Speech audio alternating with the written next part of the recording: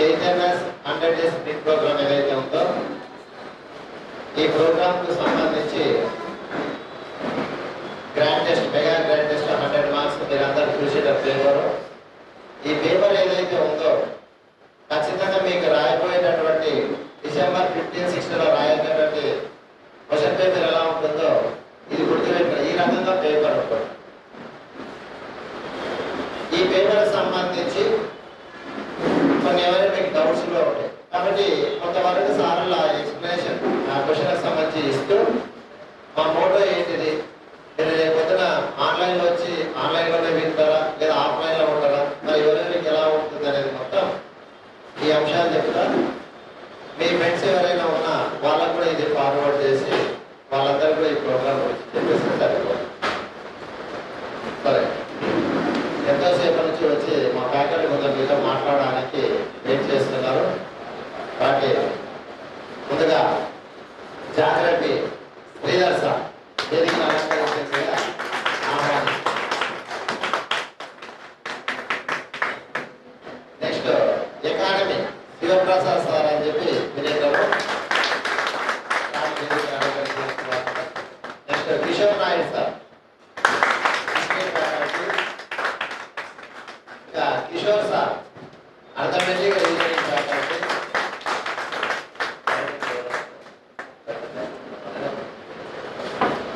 మధ్యలోనే మీకు current affairs sir వచ్చి మట్టపల్లి రావేంద్ర మధ్యలో మీకు జాయిన్ అవుతాడు.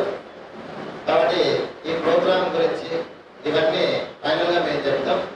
ఈ క్వశ్చన్లు కానీ ఎలా ఉంటాయి, ఆ సబ్జెక్టుల పైన ఎలా చదవాలి అనేది కొంతవరకు సమయం లేదు కాబట్టి మీరు ఉదయం నుంచి అంటే మామూలుగా ఇక్కడ 10 గంటలకు రావాలి, 7 గంటల నుంచి వచ్చిన కాబట్టి హాస్టల్లో ఫుడ్ కూడా ఎవరికి పెట్టలేకపోయారు. కొంతమంది అభ్యర్థులు ఇక్కడ ఎగ్జామ్ రాసి కింద పోయి తినేసి కూడా వచ్చింది. వాళ్ళందరూ చూసుకుంటే జస్ట్ 45 minutes 1 hour లోనే మొత్తం ప్రోగ్రామ్ కంప్లీట్ చేసుకొని 12:30 quarter to 1 కల్లా ప్రోగ్రామ్ ఖతం చేస్తాం. ఓకేనండి. కాకపోతే ఈరోజు వచ్చిన వాళ్ళందరూ అదృష్టవంతులు. మొత్తం సబ్జెక్టులకు సంబంధించిన అనాలిసిస్ చెప్తూ ఎలా ఉండబోతుంది, ఆ ప్రోగ్రామ్ ఎలా ఉండబోతుంది, మీరు ఇంతవరకు ఏ ఏరియాలో ఏమి మిస్ అయ్యారు, మీరు జాయిన్ అయినా జాయిన్ కాకపోయినా మీకు అందరికి మాత్రం కొన్ని సజెషన్ ఇచ్చి మాత్రం పంపిస్తారు. ఓకే, ముందుగా మనకు థర్డ్ పేపర్ ఏదైతే ఉందో ఎకానమీ గ్రూప్ 2లో వృత్తుల కీలకం కాబట్టి ఆ సబ్జెక్టు నుంచే స్టార్ట్ చేస్తున్నాం. ముందుగా శివప్రసాద్ సార్ ఆ ఎకానమీ సబ్జెక్టు గురించి ఎక్స్ప్లెయిన్ చేయాలి.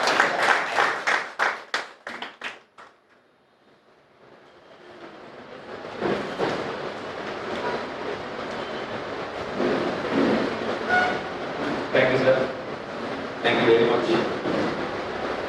డయాస్ మీద ఉన్నటువంటి ప్రతి ఫ్యాకల్టీ కూడా నా ప్రత్యేక అభినందనలు. చాలామంది గ్రూప్ 2 ఎగ్జామినేషన్లో ఎకానమీ అనగానే చాలామంది కొంచెం ఫియర్ గురవుతారు. దీనికి కొన్ని కారణాలు ఉన్నాయి. ఏంటంటే ఎకానమీ అనగానే అప్డేటెడ్ సబ్జెక్ట్, అంటే ఎప్పటికప్పుడు ఎకానమీలో అప్డేట్ చదవకపోతే మీరు ఎగ్జామినేషన్ పాయింట్ ఆఫ్ వ్యూలో పూర్తిగా పర్ఫార్మెన్స్ ఇవ్వలేదు. అండ్ మీరందరూ మర్చిపోవడం అంశం ఏంటంటే మీకు 2 పేపర్లు, మీరు గ్రూప్ 2 ఇందులో గ్రూప్ రాసే వాళ్ళకి 2 పేపర్లు 300 మార్కులకు వస్తాయి. ఏమిటో ఆలోచన ఏమిటవి? 1 ఎకానమీ, 2 తెలంగాణ. సో దాంతో పాటుగా ఎకానమీకి ఇంకొక అడ్వాంటేజ్ ఉంది, చెప్పండి. గ్రూప్ 3లో కూడా ఎకానమీ 150 మార్కులు, అదే. ఓకే, అంటే ఎవరైతే ఈ సెషన్కి వచ్చారో వాళ్ళకి ఒక అదృష్టం ఏంటంటే మీకు గ్రూప్ 3 ఎగ్జామినేషన్, గ్రూప్ 2 ఎగ్జామినేషన్ 2 కూడా ఒక్క 1 month తేడాలో ఉన్నాయి కాబట్టి రెండింటికి కూడా ఎకానమీ పేపర్ 150 మార్కులకు మీకు ఎగ్జామినేషన్ కంట్రిబ్యూట్ చేస్తుంది. సో కాబట్టి you know the importance of the paper. మీ అందరికీ కూడా చెప్పాల్సిన పని లేదు. Okay, importance of economy paper.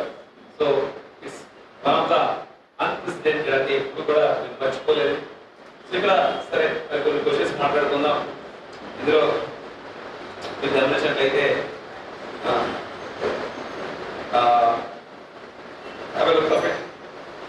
Question number 61. Question number 61. Okay. Would you please tell me what is the answer for question number 61?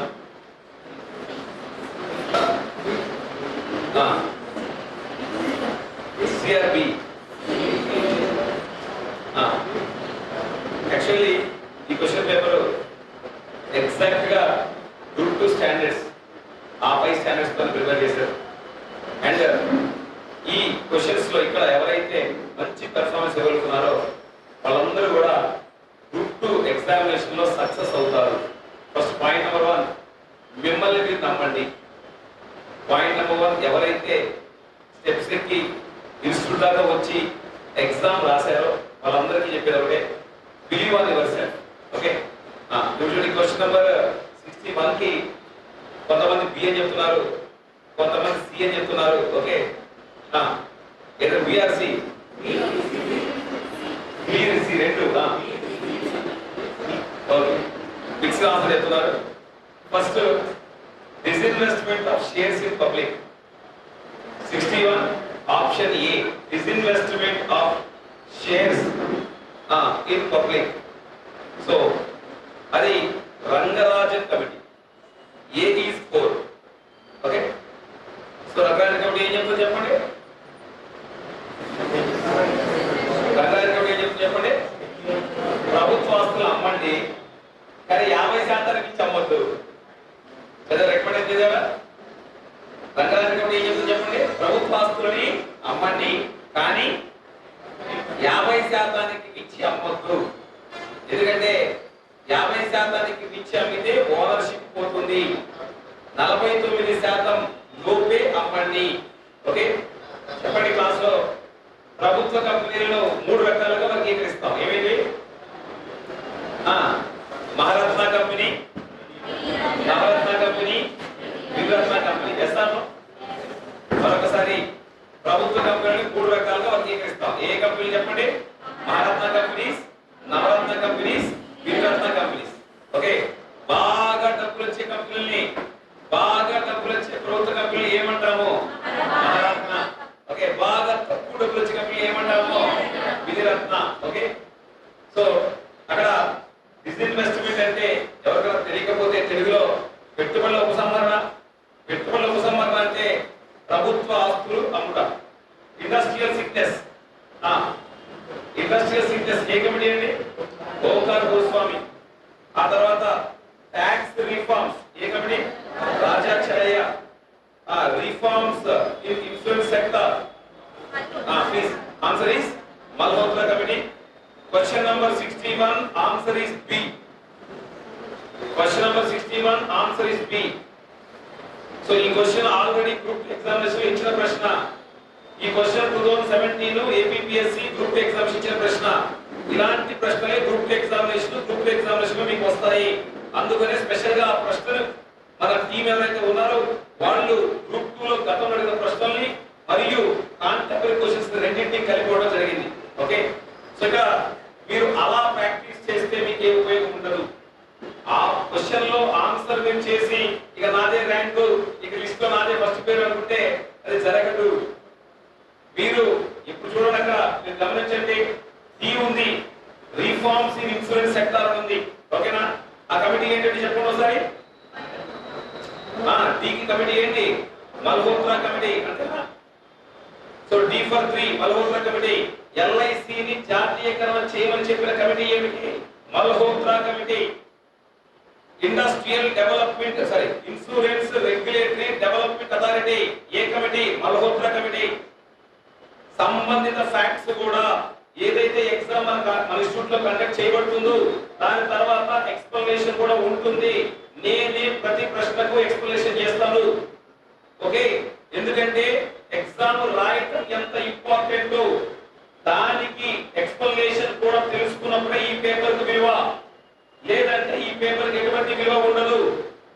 ఈ ఒక్క ప్రశ్నలు దాదాపుగా 15 ప్రశ్నలు డిస్కస్ చేస్తాం మనం. ఏదైతే ఒక ప్లాన్ ప్రకారం ఎగ్జామ్స్ కండక్ట్ చేస్తున్నారో, సంస్థ ఏదైతే ప్లాన్స్ ప్రకారం ఎగ్జామ్స్ కండక్ట్ చేస్తుందో ఎక్స్ప్లెనేషన్ అయిపోయిన తర్వాత నా ఎకానమీ ఎక్స్ప్లెనేషన్ బాధ్యత నాది. ఓకే, 12 సంవత్సరాల నుంచి నేను ఎకానమీ చెప్తున్నాను. దిల్సుఖ్ నగర్కి అల్లుడు లాంటి వాడు నేను. అంతకండి పుట్టిన ఎక్కడ అడగొద్దు. దిల్సుఖ్ నగర్కి ఎందుకంటే కొంతమంది విద్యార్థులకి నేను ఆల్రెడీ ఎకానమీ టీచ్ చేసిన వాళ్ళకి కూడా తెలుస్తుంది నేను ఎలా చెప్తాననే విషయం. సో కాబట్టి ఎక్స్ప్లెనేషన్ మాత్రం ఏదైతే క్వశ్చన్ పేపర్ మీద ఎగ్జామ్స్ రాస్తున్నారో ఎక్స్ప్లెనేషన్ మాత్రం నాకు వదిలేయండి. I will explain. ఓకే, మీకు దాంతో పాటుగా క్లాసుల్లో కూడా నేను ఎకానమీ టీచ్ చేస్తాను కాబట్టి నా అనుభవం ఏదైతే ఉందో మీకు మెటీరియల్స్ ఇస్తాను. నా ఓన్ మెటీరియల్స్ సాధ్యత సాధిస్తారు కానీ నా ఓన్ మెటీరియల్ కూడా మీకు ఇవ్వడం వల్ల మీరు దాన్ని 1కి 2-3 సార్లు చదువుకోండి. ఎగ్జామినేషన్ లో ఓకే మళ్ళీ చెప్తున్నా, మీకు ఏదైతే 150 ఎగ్జామినేషన్ కి 150 క్వశ్చన్స్ కి ఎగ్జామినేషన్ జరుగుతుందో అందులో నేను 150 తీసుకొస్తా మొత్తం తీసుకొస్తానని చెప్పాలి కానీ మిగతా ఇన్స్టిట్యూట్ లో కానీ మిగతా విద్యార్థుల్లో కానీ మిమ్మల్ని అంతకన్నా ముందుంచేటువంటి బాధ్యత అంతేగాని 150 తీసుకొస్తా అన్ని నా పుస్తకాల నుంచి వస్తాయి అనేటువంటిది ఎప్పుడు చెప్పను. మీకు ఏ భరోసా ఇస్తున్నానంటే మిగతా సంస్థల్లో మిగతా విద్యార్థులు అనుకున్నాం 120 చేస్తే 125 వరకు తీసుకుపోయే బాధ్యత. ఎందుకంటే పేపర్ ఎలా వస్తుందో మనం గెస్ట్ చేయాలి కాబట్టి మనం పేపర్ బేస్ చేసుకుని అలా మాట్లాడడం కరెక్ట్ కాదు. సరే అక్కడ చూడండి, మనకు క్వశ్చన్ నంబర్ 61 లో ట్యాక్స్ రిఫార్మ్స్ అని చూడమ్మా. ఆప్షన్ సి ట్యాక్స్ రిఫార్మ్స్ అంటే రాజా చలయ్య కమిటీ. ఓకేనా, మీరందరికీ తెలుసు సర్వీస్ ట్యాక్స్ ఏ committee? Raja Chelliah committee. Service tax ఏ కమిటీ సూచనలు మేరకండి? రాజా చలయ్య కమిటీనా? పన్ను సంస్కరణల కమిటీ ఎవరు? Raja Chelliah. Okay, father of Indian tax reforms. పన్ను సంస్కరణల పితామహుడు ఎవరు? రాజా చలయ్య కమిటీ ఎస్ఆర్లో. ఎందుకంటే బ్యాంకింగ్ కి నరసింహన్, ఆర్బీఐ కి Young Hilton Young committee, banking reforms కి ఎవరు? నరసింహన్ కమిటీ, ట్యాక్సెస్ కి ఎవరు? Raja Chelliah committee. Income tax రేట్లను తగ్గించాలని చెప్పింది రాజా చలయ్య కమిటీ. సేవా పన్నుని ప్రవేశపెట్టింది రాజా చలయ్య కమిటీ. పన్ను సంస్కరణల పితామహుడు రాజా చలయ్య కమిటీ. సో ఇలా అనుబంధ ఫ్యాక్టర్లు కూడా చదువుకోండి. ఏదో ఆన్సర్ దొరికింది ఆన్సర్ చేసేసాం అనుకోవద్దు. ప్రాక్టీస్ క్వశ్చన్స్ యొక్క main objective expand your wisdom, మీ యొక్క విజ్ఞానాన్ని పెంచుకోవడానికమ్మా. ఓకే, సమాచారం పెంచుకోవడం కాదు. So next question number 62 please. Fiscal deficit is greater than budget deficit. అక్కడ చూడండి, fiscal deficit is greater than budget deficit. Fiscal deficit is the borrowing from the reserve. Okay, ఇక్కడ క్లాస్ లో ఉన్న వాళ్ళందరికీ ఫిస్కల్ డెఫిసిట్ చాలా చాలా చాలా important questions. గత ఎగ్జామినేషన్ లో ఏ గ్రూప్ 2 ఎగ్జామినేషన్ తీసుకున్నా ఫిస్కల్ డెఫిసిట్ లేకుండా క్వశ్చన్ రాదు. ఫిస్కల్ డెఫిసిట్ తెలుగులో కోశల్ లోటు అనే పేరుతో పిలుస్తాం, మీ అందరికీ తెలుసు. So anybody in the class కోశల్ లోటు అంటే ఏంటి? Very good. కోశల్ లోటు అంటే ఏంటి? అమ్మాయిలు మాట్లాడలే ఈరోజు మౌనంతో కూడా కాదు, వరలక్ష్మితో కూడా కాదు. ఫిజికల్ డెఫిసిట్ అంటే ఏంటి? సరే, చాలా మంది ఒక ఆన్సర్ చెప్తున్నాడు. సార్, 1 సంవత్సర కాలంలో దేశము లోపల చేసే మొత్తం అప్పుని కోశల్ లోటు అని అంటాం. గత పాయింట్ చేస్తాను English. So in 1 financial year the total debt is called as physical deficit. Accepted my dear friend. సరే, ఎనీబడీ ఇన్ ద క్లాస్ లో ఎవరైనా ఈ సంవత్సరం ఫిజికల్ డెఫిసిట్ ఎంత? రీసెంట్ గా July 23, 2024 the government of India Nirmala Sitharaman who introduced a budget in the parliament. I am asking straight question. What is the fiscal deficit in 2024?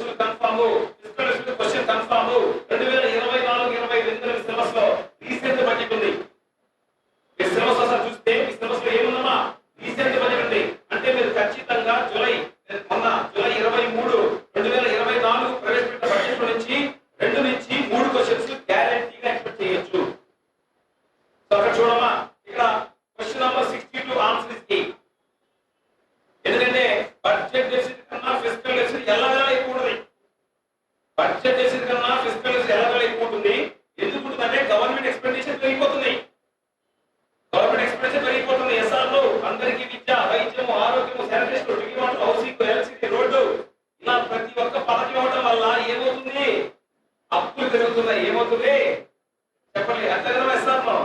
ఏ రాజకీయ నాయకుడు తన జోబులో నుంచి రూపాయి ఇవ్వడు. మన డబ్బులే తిరిగి ఏం చేస్తాడు? మనకే ఇస్తాడు. సరే, క్వశ్చన్ నెంబర్ 62 ఆన్సర్ ఇస్తే తెలంగాణ ఏర్పడిన తర్వాత వచ్చే 2 నోటిఫికేషన్ లో మీకు ఉద్యోగం రావాలంటే ఖచ్చితంగా మీరు ఎదురు ఇంట్లో కూర్చుంటే చాలా చాలా డీవియేషన్స్ ఉంటాయి. ఇంట్లో కూర్చుంటే అన్ని ప్రాబ్లమ్స్, ఎస్పెషల్లీ మీ పక్కనే ఉండి మీ మీద దాడి చేసేది ఎవరో కాదు, మీ మొబైల్ ఫోన్. మీ పక్కనే ఉండి మీ మీద దాడి చేసేది ఎవరో కాదు, ఎవరో మీ మొబైల్ ఫోన్. మనకు శత్రువు ఎక్కడో లేదు, మన జోబులోనే ఉంది. ఆ జోబులో ఉన్న శత్రువు పేరేంటి? దయచేసి 3 నెలలు ఆ శత్రువుని కొంచెం పక్కన పెట్టండి.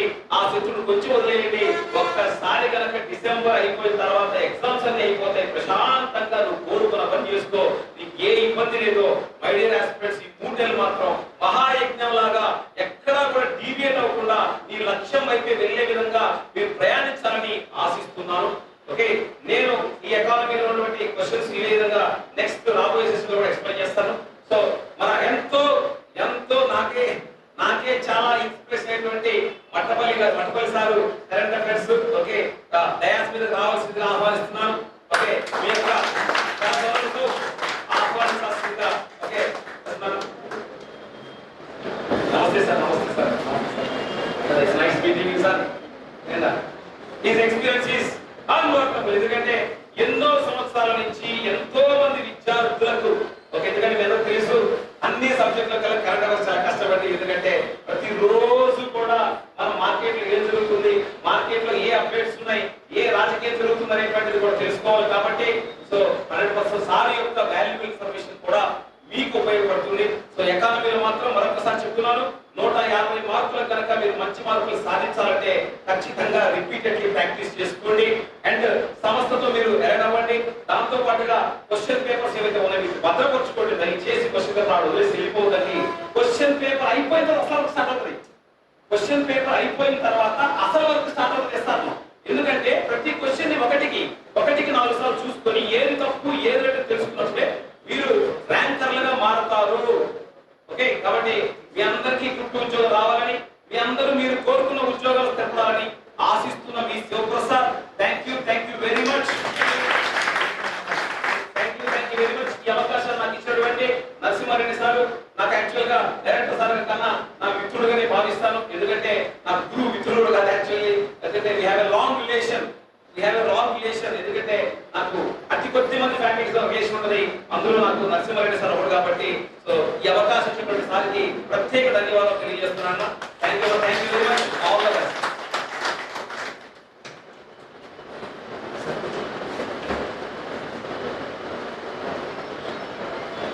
Thank you sir.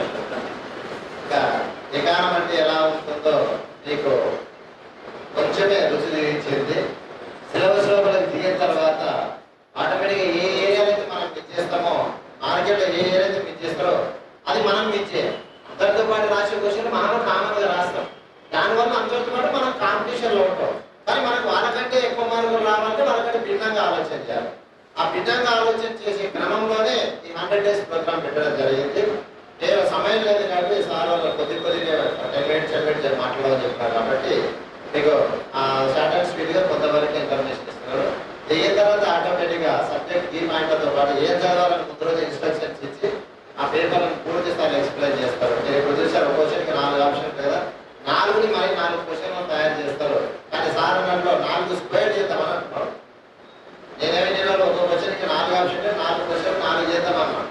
సార్ ఏమంటారు 4 స్క్వేర్ చేద్దాం సార్ అంటే 16 బిట్లు చేద్దామంటారు. అంటే పేపర్ ఎక్స్ప్లెనేషన్తోనే మీరు మేము ఏం చేస్తామంటే సిలబస్ ఒక 2 daysకి సిలబస్ ఇస్తాం. ఈరోజు ఎకానమీ, రేపు హిస్టరీ ఎగ్జామ్ ఆల్టర్నేటివ్ వస్తుంది అనుకోండి. ఈ 2 రోజుల్లో చదివిన సిలబస్ మీరు ఏదైతే చదువుతారో దాంట్లో మిస్ అయిన ఏరియాలు మొత్తం మళ్ళీ రివిజన్ రూపంలో మొత్తం మళ్ళీ మీకు కావాలి చేస్తారు. మీరు మిస్ అయ్యింది కూడా ఇప్పుడే చూసారు. అబ్బాయి ఆ జీడీపీలో అడిగినటువంటి వాటాకు మొత్తం అమౌంట్కి ఎంత చేయడం ఉందో మీకు అర్థమైంది కదా. ఆప్షన్ ఎలా ర్యాంక్ చేశారు. అలా అలాంటి డైరెక్ట్ టికెట్ కూడా పోతాయి కదా. అది పోనీ కూడా కాదు. రాని క్వశ్చన్ రాకపోయినా పర్లేదు, కానీ వచ్చిన క్వశ్చన్ మాత్రం మనం వదిలేయకూడదు. ఆ ప్రకారంగా మనం ప్రోగ్రామ్ చేయాలి. నెక్స్ట్ అదే స్థాయిలో లేదా దానికంటే మించి ఇంకా కొన్ని ఎక్కువ మార్కులు వచ్చేటటువంటి నెక్స్ట్ సబ్జెక్ట్ ఏంటంటే హిస్టరీ అండి. Telangana movement, Telangana history, Indian history. కాబట్టి హిస్టరీకి సంబంధించి కొన్ని విషయాలు కిషోర్ నాయుడు సార్ మాట్లాడవలసిందిగా ఆహ్వానిస్తారు.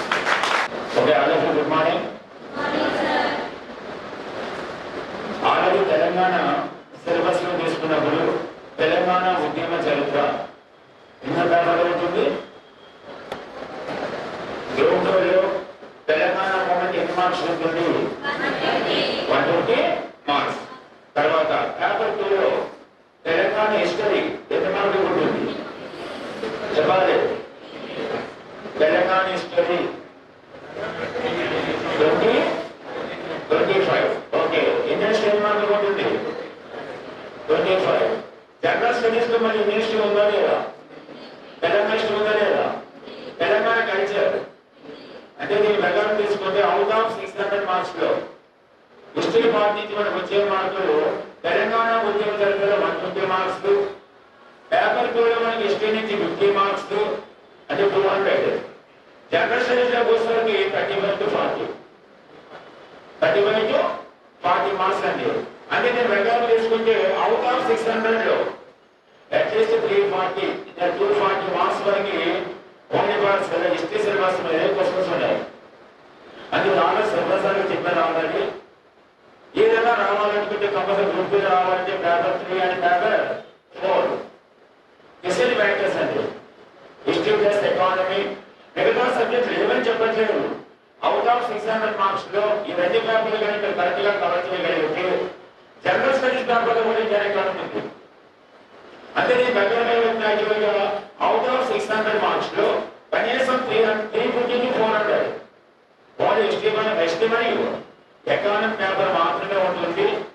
కాబట్టి నోటిఫికేషన్స్ అనేవి చాలా రెగ్యులర్ గా రావడం అనేది చాలా తక్కువ. కానీ ఈసారి మీకు వచ్చినటువంటి ఏంటి ప్లస్ ఏంటంటే ప్రతి సంవత్సరం అంటే గవర్నమెంట్ కంపల్సరీగా ప్రతి సంవత్సరం నోటిఫికేషన్ ఇస్తాం. కాబట్టి వచ్చేటప్పుడు పోస్టుల సంఖ్య ఎవరి నోటిఫికేషన్ పెరుగుతుందా తగ్గుతుందా?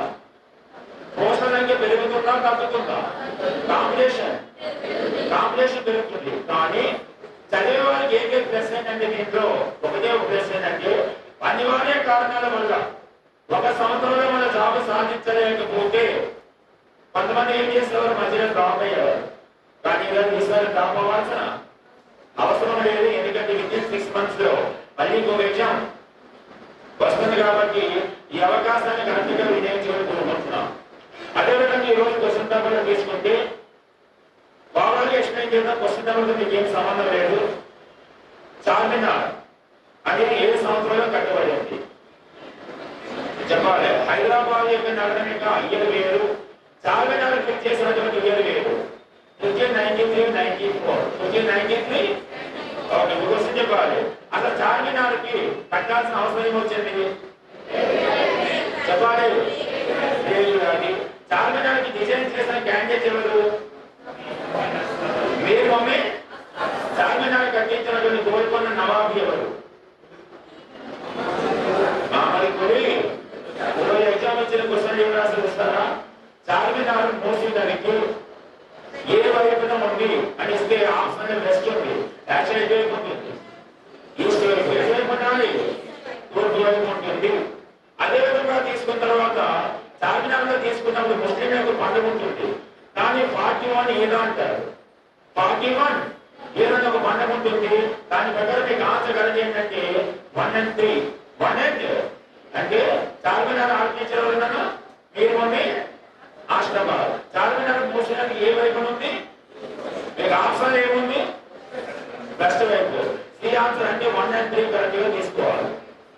ఇప్పుడు నేను దగ్గర ఏంటంటే యాక్చువల్ గా క్వశ్చన్ అడిగే మెథడ్ బట్టి మనం చదివే మెథడ్ మార్చాలన్నాం. చాలా మంది ఏం చేస్తారంటే ఒక క్వశ్చన్ చదివిన తర్వాత దాని ఆన్సర్ గుర్తుంచుకుంటారు. కానీ యాక్చువల్ గా ఎంతమంది సుబ్రహ్మణ్య గారు చెప్పారు ఆల్రెడీ, ఒక క్వశ్చన్ సంబంధించిన ఏరియాస్ అన్నింటినీ మొత్తం కవర్ చేయాలి.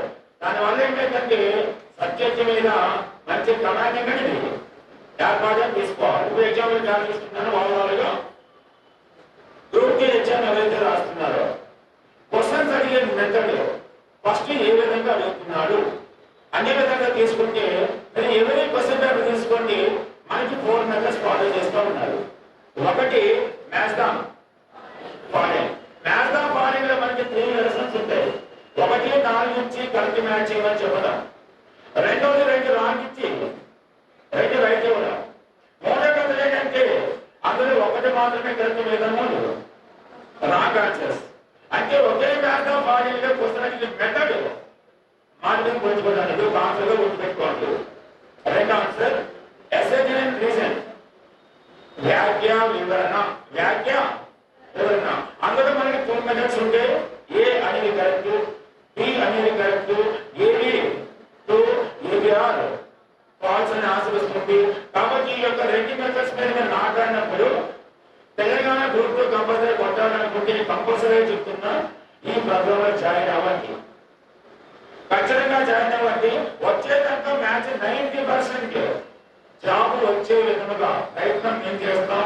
మా ఇన్స్టిట్యూట్ తరఫున మేము దానికి కరెక్ట్ గా ప్లాన్ చేసి ఖచ్చితంగా మీరు సక్సెస్ అయ్యే విధముగా ఈ ప్లానింగ్ అంతా ఈ 100 days లో చేసే బాధ్యత మాది. ఇప్పుడు మీరు యాక్చువల్గా జాయిన్ అయిన తర్వాత మీకు ఆటోమేటిక్గా క్లారిటీ వస్తారు. ఒకసారి ప్రోగ్రామ్ చూడండి. ఆల్రెడీ కొంతమంది మా స్టూడెంట్స్ ఆల్రెడీ 80% మా స్టూడెంట్స్ ఉన్నారు, ఆల్రెడీ క్లాసెస్ విన్నారు. అసలు క్లాసెస్ ఏంటి, ఎట్లా చెబుతున్నారు, టీచింగ్ మెథడ్ ఎట్లా ఉంది, మీరు ఒక్కసారి ఇన్స్టిట్యూట్కి వచ్చిన తర్వాత చూస్తే మీకు 100% వాల్యూ వస్తుంది. చాలా ఈసారి ఎక్కువ వరకు మిస్ అవ్వకుండా జాగ్రత్తగా చూసుకోండి. టైం చాలా తక్కువ ఉంది, పైగా మా ఫ్యాకల్టీ కూడా చాలా మంది ఉన్నారు. వాళ్ళ యొక్క సజెషన్స్ కూడా ఒక్కొక్కరు చెప్తారు. అది మీరు టైం ఎక్కువ తీసుకోవట్లేదు. Thank you for all. Okay, thank you. Thank you sir. నేను చెప్పాల్సిన దానికంటే మీరే చెప్తున్నారు. హిస్టరీ అనేది పెద్ద బాధ్యత మీ పైన పెడుతున్నా. జనరల్గా గ్రూప్స్ లోపల స్కోరింగ్ సబ్జెక్ట్ ఏంటంటే 4th పేపర్ మరియు 2nd పేపర్. మీరు ఎక్కడైనా చూసుకోండి, 4th పేపర్ అవసరం అయితే 130 పైన కూడా స్కోర్ చేయొచ్చు. దాని తర్వాత స్కోర్ చేసే పేపర్ ఏంటంటే 2nd పేపర్ పాలిటీ ఏమన్నాయండి, social science, history, Indian history. దీంట్లో స్కోరింగ్ చేస్తారు 120+ లో. కానీ స్కోరింగ్ చేయలేని సబ్జెక్ట్ ఏంటంటే ఫస్ట్ పేపర్ మరియు శివప్రసాద్ సార్ పేపర్ 2. అదేమో హార్డ్గా పేపర్ వచ్చినా, ఈజీగా పేపర్ వచ్చినా, ఫస్ట్ పేపర్ కానీ 3rd పేపర్ కానీ 90 to 110. అది ఎందుకు సార్ మేము అట్లా చేయలేము, ఎందుకు సార్ మేము అట్లా చేయలేమంటే మొన్న ఎగ్జామ్ రాసింటేనేమో బడ్జెట్ గురించి చదవాల్సిన అవసరం లేకపోతుంటారు. పోస్ట్ పోన్ అయినందుకు ఇప్పుడు మళ్ళా చదవాలి. ఇప్పుడు మన సమస్య ఏంటంటే ముందొచ్చిన చూడ కంటే ఎప్పుడొచ్చిన కొమ్మలు వాడి అనేది ఒక నానుడు ఉంది. ఇప్పుడు ఆ బడ్జెట్ చదివి బాగా పర్ఫెక్ట్గా అయినావు, ఇప్పుడు ఈ బడ్జెట్ వచ్చింది. ఇప్పుడు ఎగ్జామ్ పోతే ఏ బడ్జెట్ ప్రకారం నువ్వు ఆన్సర్ చేస్తావో సమస్య అక్కడ వస్తుంది. అందుకొరకు తప్పులు చేయడానికి ఎక్కువగా అదే అవకాశం ఉంటుంది. కాబట్టి హార్డ్గా వస్తే 90, కొంత పర్లేదు అనుకుంటే 110. ఇది స్కోరింగ్. దీని నుంచి సార్ చెప్పిస్తాను కాబట్టి అది మీ అదృష్టం. ఇక ఫస్ట్ పేపర్ విషయానికి వస్తే ఇంకా అది సముద్రం లాంటిది. ఇది ఎవరు ఏ ఏరియాకి వస్తుంది ఎవరు చెప్పలేదు. దాంట్లో నేను కూడా ఉన్నా కాబట్టి ఆ బయాలజీకి సంబంధించి ఏదో నేను కూడా చెప్పలేదు. కాకపోతే దానికోసం ఎలా చేయాలో అది నేర్పిస్తాను కాబట్టి నా పేరు నాకు ఉంది స్టార్ట్. కాబట్టి మరి ఫస్ట్ పేపర్ మరి 2 పేపర్లు అయితే వాళ్ళు చెప్పుకున్నారు. మరి ఫస్ట్ పేపర్ నుంచి ఛాలెంజ్ చేసి దాంట్లో ఎక్కువ స్కోర్ తెప్పిస్తా అని చెప్పడానికి మన మట్టపల్లి సార్ని తిప్పుతున్నా. కాబట్టి మరి ఆ సార్ ఏ విధంగా మిగతా సబ్జెక్టులను ఎలా క్రోడీకరించి వాళ్ళతో పాటుగా 150 మార్కుల పేపర్ ఏ విధంగా చేయొచ్చు అన్ని సబ్జెక్టుల పైన అప్డేట్ వర్షన్లో ఆ సార్ చెప్తాడు. కాబట్టి మంచి అంశాలను సార్ మీ దృష్టిలో తీసుకొస్తాడు. కాబట్టి కరెక్ట్ టైంలో సార్కి హెల్త్ ఇష్యూ ఉన్నా కూడా మన బోరింజ గారికి వచ్చిండు. కాబట్టి అన్ని సబ్జెక్టుల గురించి సార్ వివరంగా మీకు సమాచారం ఆహ్వానిస్తున్నాం సార్. సో మెయిన్ సబ్జెక్ట్స్ గురించి ఆల్రెడీ శివప్రసాద్ సార్, కిషోర్ నాయుడు వీళ్ళు చెప్పిన తర్వాత కొత్తగా చెప్పడానికి ఏం లేదు. అయితే ఒక ఎగ్జామినేషన్లో లూజర్కి విన్నర్కి మధ్య లిటిల్ బిట్ డిఫరెన్సే ఉంటుంది. మన 100 మీటర్ల పరుగుని కనుక ఒలింపిక్స్లో చూస్తే ఫోటో ఫినిష్లో విజేతను ఎంపిక చేయాల్సి వచ్చింది. అంటే స్వర్ణానికి రజతానికి మధ్య తేడా 0.05 సెకండ్. సెకండ్ ఎంత, సెకండ్లో 0.05 ఎంత. సో ప్రతి నిర్లక్ష్యం కూడా మనల్ని కాటేసుకుంటుంది. అంటే మీరు క్లాస్కి వచ్చారు, రాయటం మీద దృష్టి పెడుతున్నారు, నేను అప్పుడే వచ్చాను అంటే మీరు ఎలా చదవాలి అనే దానికి నేను చెప్తున్నా. సార్ ఏం చెప్పారు, భారతదేశం యొక్క మొత్తం అప్పు ఎంత అన్నాడు. 129 లక్షల కోట్లు. ఎంత? ఏముంది అందులో 1 నుంచి 9 దాకా సంఖ్యలు ఏముంటాయి 1 to 9 129 లక్షల కోట్లు. ఈసారిగా తీసుకునేటప్పుడు మన ద్రవ్య లోటు ఎంత? సో 16.13 లక్షలు కోట్లు. అక్కడ చూడండి, పోలీసు నుంచి మీరు ఏమైనా మెగా అయింది పిఎం, ఇది ఎఫ్ఎం చెప్పొచ్చు, నిర్మలా సీతారామనే ప్రతిపాదించవచ్చు, కానీ దీన్ని ఎన్నుకున్న బ్రెయిన్ మాస్టర్ ఎవరు? Prime minister. పి అంటే 16, ఎం అంటే 13 చదువుతున్నప్పుడు అది. సో 5.4 నుంచి ద్రవ్యలోటు ఎక్కడ తగ్గింది? 4.9. 4.9 4 అంటే 2 స్క్వేర్ 3 స్క్వేర్ ఇష్టం ఎట్లనో చదువుకోండి. డిఐ ఈడి ఈడి అంటే ఎంత? 5.4 నుంచి 4.9. ఇది గుర్తు లేదనుకుంటే గాన్ ఈ లోపల ఇంకొకటి ముందుకు వెళ్ళిపోతాడు. డిఐఈడి చదువుతున్నప్పుడు ఈ రీజనింగ్ కానీ అర్థమెటిక్ కానీ బయాలజీ కానీ హిస్టరీ కాదు, ఏం చెప్పినా టకా టకా టకా టకా టకా అలా దిగుతూనే ఉంటారు. అది 1591లో చార్మినార్ కావచ్చు, అది తూర్పు దిశగానే ఉండొచ్చు మూసి. వినాలి, ఒక చోట మనం పాయింట్ ఏదైతే వింటున్నామో అది వింటూనే ఉండాలి. రైట్. సో జూలై 23 బడ్జెట్ అన్న మనం ఆగస్టు 23 అన్నాం, అదంతా గ్యారెంటీగా వింటూ ఉంటుంది. ఎందుకంటే నేషనల్ స్పేస్ డేగా లాస్ట్ ఇయర్ మనం దాన్ని ప్రకటించుకున్న తర్వాత ఫస్ట్ టైం ఈసారి విజ్ఞాన పురస్కారాలు అనేది ఇవ్వడం జరిగింది. ఆ విజ్ఞాన పురస్కార టీం అన్నాడు అనుకోండి, చంద్రయాన టీంకి వచ్చింది. చంద్రయాన టీంకి పథ నిర్దేశకుడు ఎవరు చెప్పరెవరు? ఎస్ మాధవరాజ్. కానీ మీ పాయింట్ లో అక్కడ ఏమేమైతే కనిపిస్తాయో అవేవి ఆన్సర్ కాదు. అంటే ఆ దానికి టీమ్ అవార్డు వచ్చింది. రావడం ద్వారా మళ్ళీ మమ్మీ రిటర్న్స్ ఎప్పుడైతే లాస్ట్ ఇయర్ అది మళ్ళీ వార్తల్లోకి వచ్చిందో మళ్ళీ పడుకున్న దాన్ని ఇప్పుడు ఆ అవార్డు మళ్ళీ లేపు కూర్చోబెట్టి జూలై 23 అన్నారు అనుకోండి, మీరు ఇంత అక్కడ వెనకకెళ్ళండి, బాలగంగాధర్ తిలక్ బర్త్డే. మే 23 అన్నాడు అనుకోండి, అలివ్ రిడ్లే తాబేలు బాగా తగ్గిపోతున్నాయి, అదే తాబేలుకి సంబంధించిన డే. ఏప్రిల్ 23 అన్నాడు అనుకో, మనకి ఇష్టం లేని డే, ప్రపంచ పుస్తక దినం. మనం ఏం జరుపుతాం? ప్రపంచ మెటీరియల్ దినం జరుపుతాం. ఎట్లా వస్తాయి జాబులు చెప్పండి? సింపుల్. మార్చి 23 అన్నారు అనుకోండి, అది వాతావరణ దినం. మార్చి 23 అన్నారు అనుకో, భగత్ సింగ్ రాజగురు సుఖ్దేవ్లను లాహోర్లో ఉరి తీశారు. మార్చి 23 అన్నారు అనుకో, అది బంగ్లాదేశ్ కి సంబంధించిన డే. అలాగే పాకిస్తాన్ కి సంబంధించిన డే, వాళ్ళ రిపబ్లిక్ డే. సో జనవరి 23 అన్నారు అనుకో, నేతాజీ పుట్టినరోజు. డిసెంబర్ 23 వెనక్కి వెళ్ళిపోయినాం అనుకో, కిసాన్ దినం. మధ్యలో అదెందుకు సార్? చౌదరి చరణ్ సింగ్ కి భారత రత్న వచ్చింది కాబట్టి. అలా ఏం చదవాలి ఏం చదవదు ఇప్పుడు నేను ఒకటి అనుకోని వచ్చి చెప్పడం అనేది ఫ్యాక్ట్ కాదు. ఇక్కడ మనం మాట్లాడుతున్న విషయాలను ఆధారంగా చేసుకుని మనం ఎప్పటికప్పుడు దాంట్లో ముందుకు మనం వెళ్ళడం అనేది కంపల్సరీ చేయాల్సిన పని. సో ఇప్పుడు అవసరం లేదు ఆగస్టు 25, 26 అంటే నాకేం గుర్తొచ్చిందంటే 1999లో గ్రూప్ 2 ఈ రోజుల్లోనే జరిగింది. 1999లో 25 ఏళ్ల క్రితం కావాల్సిన మీరు తీసి చూసుకోండి. అంటే ఒక ఫ్యాక్ట్ ని తీసుకుంటున్నప్పుడు మనకు ఆ చలనం జరుగుతూ ఉండాలి. మనం ఏం చదువుతున్నాము, ఏంటిది అనేది మొత్తం ఎవ్రీథింగ్ ఏదైనా కావచ్చు. ఇప్పుడు సబ్జెక్ట్ ఏదైనా కావచ్చు. కరెంట్ అఫైర్స్ అంటే మీరు ఎక్కడ దెబ్బతింటారంటే ఓ అవార్డులో, ఒక స్పోర్ట్స్ లో, ఒక సదస్సులో వరకే మీరు పరిమితం అవుతారు. ఇప్పుడు సార్ చెప్పిన బడ్జెట్ అది కరెంట్ ఎకానమీ అంటే కరెంట్ ఎకానమీ, కరెంట్ అఫైర్స్ అంటే కరెంట్ అఫైర్స్. పాయింట్ ఏదైనా కావచ్చు. అప్డేట్ సైన్స్ ఉంది, సైన్స్ లో ఇప్పుడు మొత్తం టెక్నాలజీ అడుగుతున్నాడు. సైన్స్ అండ్ టెక్నాలజీ మనం ఇప్పుడు ఆర్యభట్ట, భాస్కర, పిఎస్ఎల్వి, రోహిణి వస్తాయా ఎగ్జామ్ లో? డాలి గొర్రె.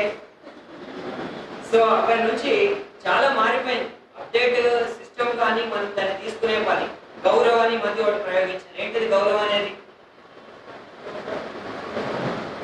గౌరవం అనేది ఏంటిదంటే నాకు చూస్తున్నారు బాంబు, దాన్ని కూడా ప్రయోగించారు. అదేంటంటే గ్లైడ్ బాంబు, పెద్ద పెద్ద యుద్ధ విమానాల నుంచి జార విడిచే బాంబు. ఇలా రోజు మనం అప్డేట్ అవుతుంటే ఇంకా పృథ్వీ, త్రిశూల్ ఈ ఎవరు అడుగుకుంటూ కూర్చుంటారు చెప్పండి? అగ్ని కూడా బాధపడిపోయింది. అగ్నిలో మళ్ళీ అగ్ని 5 MIRV అనేది వచ్చింది. సో ఇలా ఈ అప్డేట్స్ అన్ని మీకు తెలియాలి అన్నప్పుడు మీరు కరెంట్ అఫైర్స్ కంపల్సరీ. ఒక పేపర్ చదువుతున్నప్పుడు అందులో అన్ని దొరుకుతాయి. ఏదైనా కావచ్చు. ఇప్పుడు పాలిటీలో ఏదైనా అడగాలన్నారు అనుకోండి, లోక్సభ ఎలక్షన్స్ జరిగాయి, గవర్నర్ డిస్ప్యూట్స్, రకరకాల విషయాలు, వాళ్ళ విచక్షణ అధికారం ఏంటి, ఈ అధికారం ఏంటి సార్ చెప్తారు. మళ్ళీ నేను చెప్తున్నాను, ప్రతి సబ్జెక్ట్ లో that type of update will be there. ఏదైనా తీసేసినా ఒకటి కొత్తగా మన దాంట్లో అందుబాటులోకి తీసుకొచ్చిన కరెంట్ అఫైర్స్ చదవడం ద్వారా మిగిలిన సబ్జెక్టులను మీరు ఎఫెక్టివ్ గా చేయగలుగుతారు. ఇక్కడ మీకు జనరల్ గా వచ్చే 15 మార్కులు 20 మార్కులు దాన్ని పక్కన పట్టేయండి, అది ఎలాగో చేస్తారు. దానికన్నా మిగిలిన సబ్జెక్టులను మీరు ఎఫెక్టివ్ గా చేయడానికి కరెంట్ అఫైర్స్ ఫోకస్ చేయడానికి ఛాన్స్ ఉంటుంది.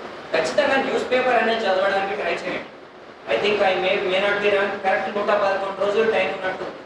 అయితే 112వ రోజు మీ ఎగ్జామ్ గ్రూప్ 2. అది ఆ కండిషన్ 111. ఇక్కడ మనకు సార్ వాళ్ళు పెడుతున్న ఆ ప్రోగ్రామ్ ఏదైతే ఉందో 100. సో దీంట్లో మెయిన్ మీకు వచ్చే ఒక అడ్వాంటేజ్ ఏముంటుందంటే, ఇప్పుడు సార్ ఒక క్వశ్చన్ పేపర్ ని తీసుకొని చెప్తున్నప్పుడు ఒక 4 ప్రశ్నల్ని ఒక క్వశ్చన్ ఎక్స్ప్లెయిన్ చేయడానికి సార్ ఎంత టైం తీసుకున్నారో మీరు చూసారు. అది పేరుకే ఒక ప్రశ్న, దాంట్లో ఆల్మోస్ట్ సిలబస్ అంతా కవర్ అవుతుంది. దానికి అడిషనల్ గా మీకు మరికొంత విషయాలను చెప్తూ ఈ ఏరియాలో ఫోకస్ చేయాలి. సార్ మొత్తం బడ్జెట్ చెప్పలేదు, బడ్జెట్ అని చెప్తూ అలా ఇలా చదవాలి, కొత్తగా తీసుకోవాలి అని అన్నారు. ఇంతకుముందు మీకు ప్రవేశపెట్టింది మధ్యంతర బడ్జెట్, ఇది పూర్తి స్థాయి బడ్జెట్ కాబట్టి నా ఒపీనియన్ అది మేబీ ఖచ్చితంగా మీకు బిట్ అంటూ వస్తే పూర్తి స్థాయి బడ్జెట్ ఉంటే వస్తాయి. ఎందుకంటే ఇది ఫైనల్, ఇక్కడ నుంచే ఒక రిఫార్మ్ మోడ్ కూడా స్టార్ట్ అయింది. ఎందుకంటే యూపీ మనకి ఎన్డీఏ 1 ఎన్డీఏ 2 వేరు, అది క్యాట్ వాక్ డాగ్ వాక్ అయిపోయింది. ఇప్పుడు అట్లా కాదు, రోలర్ చూసుకుంటా పోవాలి. అటు ఇటు చంద్రబాబు కరెక్ట్ ఉన్నాడా, ఇటు నితీష్ కుమార్ కరెక్ట్ ఉన్నాడా, మధ్యలో ఎలక్షన్స్ వస్తూ ఉంటాయి. ముందట మహారాష్ట్ర ఇట్లాంటి ఎలక్షన్స్ ఉన్నాయి, వీళ్ళని చూసి వాళ్ళు కోరుతూ ఉంటారు. సో ఆ కండిషన్. సో మహారాష్ట్ర అందుకనే అది భారీ బడ్జెట్ అయినా కూడా మహారాష్ట్రలో ఆమోదం తెలిపారు. మొన్న ఒక పథకం స్టార్ట్ అయింది రక్షాబంధన్ సందర్భంగా. Just I'm giving an example.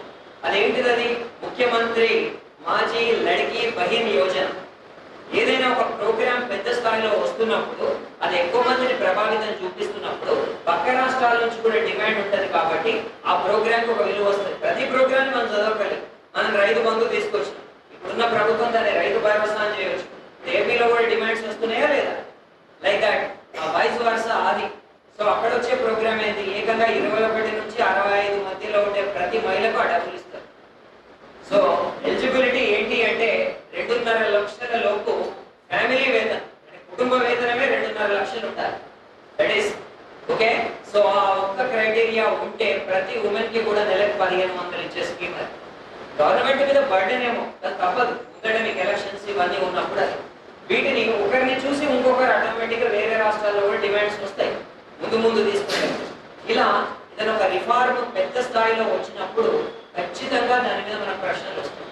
ఆ బయట జరుగుతున్న వాటిలో న్యూస్ పేపర్ని రోజు చదవడం వల్ల మనం ఏం చేస్తాం పొరపాటు, నిన్న రాత్రి మ్యాచ్ చూసుకుంటాం, మళ్ళీ తెల్లారి కూడా దోష తిప్పినట్టు పేపర్ తిప్పి మళ్ళీ అదే స్పోర్ట్స్ లేదా పొలిటికల్ వార్తలు చదువుతాం. సీఎం ఏమంటున్నాడు, ప్రతిపక్ష నాయకులు ఏమంటున్నారు అనేది మనకు పెద్ద విషయం కాదు. వాళ్ళు చెప్తూనే ఉంటారు, కొన్నిసార్లే చదవాలి. సీఎం ఒక యూఎస్ఏకి వెళ్తే అక్కడ ఏమైనా ఒప్పందాలు కుదిరినాయి అనుకోండి, ఓ పెట్టుబడి రాష్ట్రానికి వచ్చింది అనుకోండి, దాని మీద ఫోకస్ పెట్టాలి. లోపల ఎక్కడ వెళ్తే ఏదో అవార్డ్స్ అని కనబడుతుంటాయి. ఆర్థిక వ్యవస్థ గురించి కొంత సమాచారం ఉంటుంది. మనకు ఎన్ఎస్ఎస్ఓ వాళ్ళు, సిఎస్ఓ, లేకపోతే ఐక్యరాష్ట్రంతో వరల్డ్ బ్యాంక్, ఐఎంఎఫ్ ఎవరో ఒకరు ఏదైనా ఒక గ్రోత్ రేట్ ని ఏదైనా ప్రొజెక్షన్ ఇస్తే దాన్ని పేపర్ చదవడం సులభమే, కానీ ఆ పక్కకున్న వాటిని మనం దాటుకుంటూ వెళ్ళాలి. నువ్వు ఈదాలి, అక్కడికి వెళ్ళాలన్నప్పుడు సముద్రాన్ని చూస్తే ఈదగలుగుతావా? నువ్వు ఈదుకుంటూ పోతే నీ లక్ష్యం నీకు చేరవుతుంది. నీ పక్కన ఉన్న సముద్రంతో నీకు పని లేదు. నువ్వు చూసుకోవాల్సింది కావాల్సింది మాత్రమే తీసుకొని వెళ్ళాలి. చిన్న క్రైమ్ న్యూస్ కూడా నేను గత 20 ఏళ్ళలో ఎప్పుడు చదివింది నాకు తెలియదు. నాకు ఇక్కడ జరిగేది కూడా తెలియదు. కుదపెట్టలేదు జరిగింది, పేపర్లో కూడా వచ్చిందంటే అయితే ఎందుకనంటే మన ఫోకస్ అంతా కూడా మనం ఏం చేయాలి, దాన్ని ఎక్కడికెళ్ళి క్రాక్ చేయాలి అనే దాని మీదే మనకు ఆధారపడి ఉంటుంది. ఎవరు ఏది చెప్పినా మీరు మీ పాయింట్ లో తీసుకోవాలి. గాంధీ ఒక మంచి డైలాగ్ చెప్తాడు, నేను అన్ని వైపులా నా కిటికీల్ని ఓపెన్ గా పెడతా, అన్ని రకాల గాలుల్ని నేను ఆస్వాదిస్తా, కానీ నేను ఏ గాలిలో కొట్టుకుపోను. ఆ అన్ని గాలుల ఆధారంగా తన డెసిషన్ తాను తీసుకుంటాడు. మీ డెసిషన్ ఈజ్ ఫైనల్. మనం క్లాసులు చెప్పుకుంటూ వచ్చినప్పుడు మీకు క్వశ్చన్ పేపర్ కి సంబంధించిన ఎక్స్ప్లెనేషన్ కూడా మేబీ మనం ఇంకా మేము పూర్తి కాంక్రీట్ కాలేదు, అయితే సాటర్డే ఆర్ సండే ఒక ఎక్స్ప్లెనేషన్ అనేది మళ్ళీ మీకు ఉంటుంది, ఆ సెషన్ లో ఉంటుంది. ఎందుకంటే టైం తక్కువ ఉంది కాబట్టి నేను ఇప్పుడు ఎక్కువగా మాట్లాడలేకపోతున్నాను. I wish you all the best. Thank you.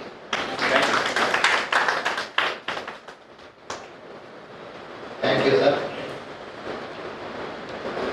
Already sir అన్నట్టుగా ప్రతిరోజు మేము ఏదైతే ఎగ్జామ్ కండక్ట్ చేస్తామో ఆ ఎగ్జామ్ లో సిలబస్ ఇస్తాను చెప్పాను కదా, 25 ఆ సిలబస్ క్వశ్చన్లు ఉంటాయి. మీరు అనుకోవచ్చు 25 కదా సార్, అంత కూడా పెడతా ఏం లాభం చెప్పి గంగిలో వాళ్ళు గడ్డైనా చాలా ఇంపార్టెంట్ బిట్లు ఉండాలి. ఆ 25 మొత్తం సిలబస్ తిప్పేటట్లుగా ఉండాలి. అట్లాంటి 25 బిట్లు ఇస్తే దాన్ని నువ్వు 10 చేసినా సంతోషమే. అంతేగాని కొంతమంది గతంలో కర్నూలులో మేము ఇలానే ఎగ్జామ్ కండక్ట్ చేశాము. ఆ రోజు జరిగిన ఇన్సిడెంట్ ఇది. వారం రోజుల ముందు ఇది ప్రోగ్రామ్ పెట్టాం, స్కాలర్షిప్ టెస్ట్ అని చెప్పి 20,000 ఫస్ట్ ప్రైజ్ పెడితే దాంట్లో పేపర్ చూసిన తర్వాత అంత నిరాశ నిస్పృహలతో ఉన్నారు. ఏమైంది బాబు మీరు ఇట్లా నిరాశ అంటే లేసర్ ఇంత టఫ్గా ఇస్తారు అసలు పేపర్ టఫ్గా ఇచ్చినామంటే దానికి తెలిసిన నీకు ఉన్నాయా లేవంటే ఉన్నాయి సార్. మరి ఏమైంది స్కోర్ ఎక్కువ రాదు కదా, స్కోర్ గురించి నీకెందుకు చెప్పు, నీకు టఫ్ కూడా అందరికీ టఫే కదా అని చెప్పి ఫస్ట్ ప్రైజ్ తీసుకున్నటువంటి వ్యక్తికి వచ్చిన మార్కులు 221 అండి. ఇప్పటికీ దాంట్లో ఫోటో ఉంటుంది. 221 మార్క్స్ ఇస్తాయి కర్నూలు. తర్వాత 1 వీక్ తర్వాత ఎగ్జామ్ రాసింది, ఎస్ఐ ఎగ్జామ్. ఎస్ఐ ఎగ్జామ్ రాసిన తర్వాత వాడికి వచ్చినటువంటి మార్కులు కూడా అక్షరాలు 221 వచ్చింది. వాడు పరిచయం అవుతున్నాడు, ఏం సార్ మీరు పెద్ద ఎగ్జామ్లో 221 అంటే నాకు కూడా చిన్న 221 వచ్చింది, పేపర్ ఎట్లుందన్న సుఖం చూపించండి సార్ అన్న. మరి మా పేపర్ ఎట్లుంది, సేమ్ యాస్టీజీ ఉంది సార్ అన్న. అంటే అప్డేట్ వర్షన్లో పేపర్లు ఇస్తా తప్ప నిన్ను సాటిస్ఫై చేయడానికి కొరకు నేను ఈజీ పేపర్లు ఇస్తే దాని క్వశ్చన్ పేపర్ ఎందుకు అంటారు? అందుకొరకే మనకి సివిల్ ఎస్ఐ జాబ్ వచ్చింది. అనంతరం ట్రైనింగ్ లో ఉన్నాడు టాప్. తర్వాత మీ దాని గురించి పిలిపిస్తాను, నేను 50 లోపల వాళ్ళ ట్రైనింగ్ అయిపోతే వచ్చి మాట్లాడిస్తాను. అబ్బాయి చెప్తాను, నేను చెప్పానంట. ఇది స్టోరీ. ఇప్పుడు వచ్చినటువంటి పేపర్ మీరు అనుకుంటున్నారు టఫ్గా ఉందని, అది టఫ్ ఏం లేదు, ఈజీగానే ఉంది. ఎప్పుడు దానిలో కాన్సన్ట్రేషన్ చేస్తే మీరు ఎప్పుడు వచ్చినామంటే ఏదో వాళ్ళు పెట్టిండ్రు రాదని చూద్దామని చెప్పి వచ్చినా కానీ నిజంగా ఈ ఎగ్జామ్ అనుకొని వచ్చింటే మాత్రం ఆ పేపర్ ఆ మాటనే మాట్లాడడం. నిజంగా ఎగ్జామ్ అనుకొని వచ్చి ఫీల్ అయితే పక్కలోడు మాట్లాడినా మాట్లాడే పరిస్థితి ఉంటుంది. నిజంగా ఎగ్జామ్ అనుకు వస్తే పెన్ను లేకుండా వస్తారా ఎగ్జామ్ కామెంట్ చేస్తారని తప్పుగా అనుకోవద్దు. అంటే బాధ అనిపించింది నాకు. పెన్ను లేని పరిస్థితి ఎగ్జామ్కి వస్తారా, తినకుండా వచ్చినట్టు ఒక అర్థం ఉంది. ఎందుకంటే ఏ కారణం టైంలో పోకుండా రాణిస్తారో కానీ మాకు బాధ అనిపిస్తుంది. సీరియస్నెస్ ఉండాలి, ఆ మాత్రం సీరియస్నెస్ నీకు లేకపోతే ఆర్టిమెంట్కి వచ్చి నేను పెడతాను. మన నవలాలో కదా సార్, నేను నవలాలో మన నవలకున్న పెట్టుకోవచ్చు అంటే నేను బయట అయితే చెప్తాను. ఏం చెప్తా చెప్పు క్లాస్, నా క్లాస్లో అయితే దాని గురించి కూడా విపులంగా చెప్తాను. నేను బయట కంటే నేను చెప్పలేను. అట్లా అంటే విషయం ఏంటంటే బీ సీరియస్. మీకు కాన్ఫిడెన్స్ లేకుండా ఉంటారండి. వస్తుందో రాదు, ఎన్నోసార్లు ప్రిపేర్ అయ్యి వస్తుందో రాదు అని చెప్పి డైలమాలో ఉన్నారు. కానీ నిజంగా మీరు అద్భుతంగా చదివిందండి. మీలో నిరాశ నిస్పృహలు ఉన్నాయి తప్ప సబ్జెక్ట్లో ఏమి లోపం లేదు. ఎందుకంటే ఇప్పుడు పెట్టిన ఎగ్జామ్లో క్వశ్చన్ అడిగితే కూడా మీరు చెప్తున్నారంటే అది మామూలు విషయం ఏం కాదు. అది ఎక్స్పెక్ట్ చేసిన క్వశ్చన్ కాదు. 4 పేపర్లకు వచ్చి ఇచ్చినటువంటి బిట్స్ మీరు చేస్తున్నారంటే ఆల్రెడీ మీరు మంచిగా చదివారు. కాకపోతే అంటే మీ పైన మీకు నమ్మకం లేదు అంతే. మన ఇండియన్ కల్చర్ లాంటిది కదా, నువ్వు దోపు దొరుకుతానంటే ఒక్కో అట్లా ఉంటుందా అని అర్థం. ఎస్ఐపీలో చెప్తుంటా, అరే నువ్వు మంచిగా చదువుతున్నావు బాగా వస్తుంటే ఒక్కో నా ప్లేస్ క్వాలిఫై కావాలి. ప్లేస్ క్వాలిఫై అయినాక చూసినావు, ప్లేస్ క్వాలిఫై అయినావు. నేను చెప్పిన నీకు జరిగితే ఊరుకోన్నా, మరి నాకు ఈవెంట్స్ రావద్దా, నాకు లాంగ్ జంప్ రాదు, రన్నింగ్ రాదు, నా అన్నింటిలో పోతుందా అన్నట్టు. సరే అవి క్వాలిఫై చూసినావు రా, నీకు చెప్పినట్టే నీకు వచ్చింది కదా అని అంటే ఆ ఊరుకోన్నా మరి మెయిన్స్ ఉంది కదా, అది మామూలు విషయం కాదు. ఆ మెయిన్స్ ఎంతో మంది ఉన్నారు, మ్యాథ్స్ ఆటోమేటిక్ అసలే రాదు అని చెప్పి దాని మీద కామెంట్ చేస్తాను. అది అయిపోయిన తర్వాత జాబ్ వచ్చింది. చూసినావా నీకు చెప్పినట్టే జాబ్ వచ్చింది అంటే లాస్ట్ డైలాగ్ అదే సార్, ఇప్పటికీ నాకు అర్థం కాదైనా నాకు ఇట్లా జాబ్ వచ్చిందో ఏమో అని అంటాడు. మన దౌర్భాగ్యం ఏంటంటే మన పైన మనకు నమ్మకం లేదు. ఇది పరిస్థితి. ఇప్పుడు సార్ చెప్పినట్టుగా వీకెండ్ శనివారం లేదా ఆదివారం లేదా హాఫ్ డే, ఇది డైలీ క్వశ్చన్ 10 వస్తాయండి. కరెక్ట్గా మార్నింగ్ 5 ఈవినింగ్ 5 ఉంటాయి. డైలీ 5 క్వశ్చన్, ఈరోజు 5 రేపు 5 ఉంటాయి కదా. ఈ క్వశ్చన్ అన్నింటి కలిసి వీకెండ్ రౌండ్ అప్, సాటర్డే కావచ్చు లేదా సండే రోజు రౌండ్ అప్ ఉంటుంది. మీకు చెప్పాడు కదా ఓవరాల్ మొత్తం తిప్పుతాడని చెప్పి, అలా కరెంట్ అఫైర్స్ మొత్తం సాల్వ్ చేసుకుంటాం. ఇక అలానే అంటుంటేనే అర్థమెటిక్ విషయం కూడా వచ్చేది కాబట్టి సరే మన అదృష్టం కొద్దీ మ్యాథ్స్ వాళ్ళైనా సైన్స్ వాళ్ళైనా గుర్తుపెట్టుకుంటే మ్యాథ్స్లో సక్సెస్ కావాలంటే ఒక మాట మాట్లాడతారు. మ్యాథ్స్ వస్తే ఎస్ఐ జాబ్ వచ్చారు. ఇంకా సోషల్ వాళ్ళు మాట్లాడతారు, గ్రూప్స్ అయితే మెయిన్ కొడతారు. మరి ఎటు వచ్చే సమస్య ఏంటంటే మా సమస్య సైన్స్ మ్యాథ్స్ రాకపోయా, అటు ఆర్ట్స్ రాకపోయా, ఇది మా పరిస్థితి. సరే ఏదో పోరాడుతున్నాం. అయితే ఆ మ్యాథ్స్కి సంబంధించి మీకుండే రీజనింగ్ ఏదైతుందో దాని గురించి కూడా కొన్ని అప్డేట్స్ ఇస్తూ సారు క్లాస్లోనే నేర్పిస్తాను. ప్రాక్టీస్ అని చెప్తాను కదా, మ్యాథ్స్ రీజనింగ్ సెషన్ వచ్చినప్పుడు దాంట్లో మీ పరిస్థితిని బట్టి ఏ ఏరియాలు బాగా కవర్ చేయాలి, ఎలాంటి బిట్లు కవర్ చేయాలని చెప్పి అది ప్రాక్టీస్ ద్వారా మీకు ఇస్తారు. దానికి సంబంధించి కిషోర్ సార్, అది ఎంతమంది మాట్లాడితే కిషోర్ నాయుడు, ఇప్పుడు మాట్లాడితే కిషోర్ సార్ కూడా కొన్ని విషయాలు మాట్లాడాలి. అందరికీ నమస్కారం.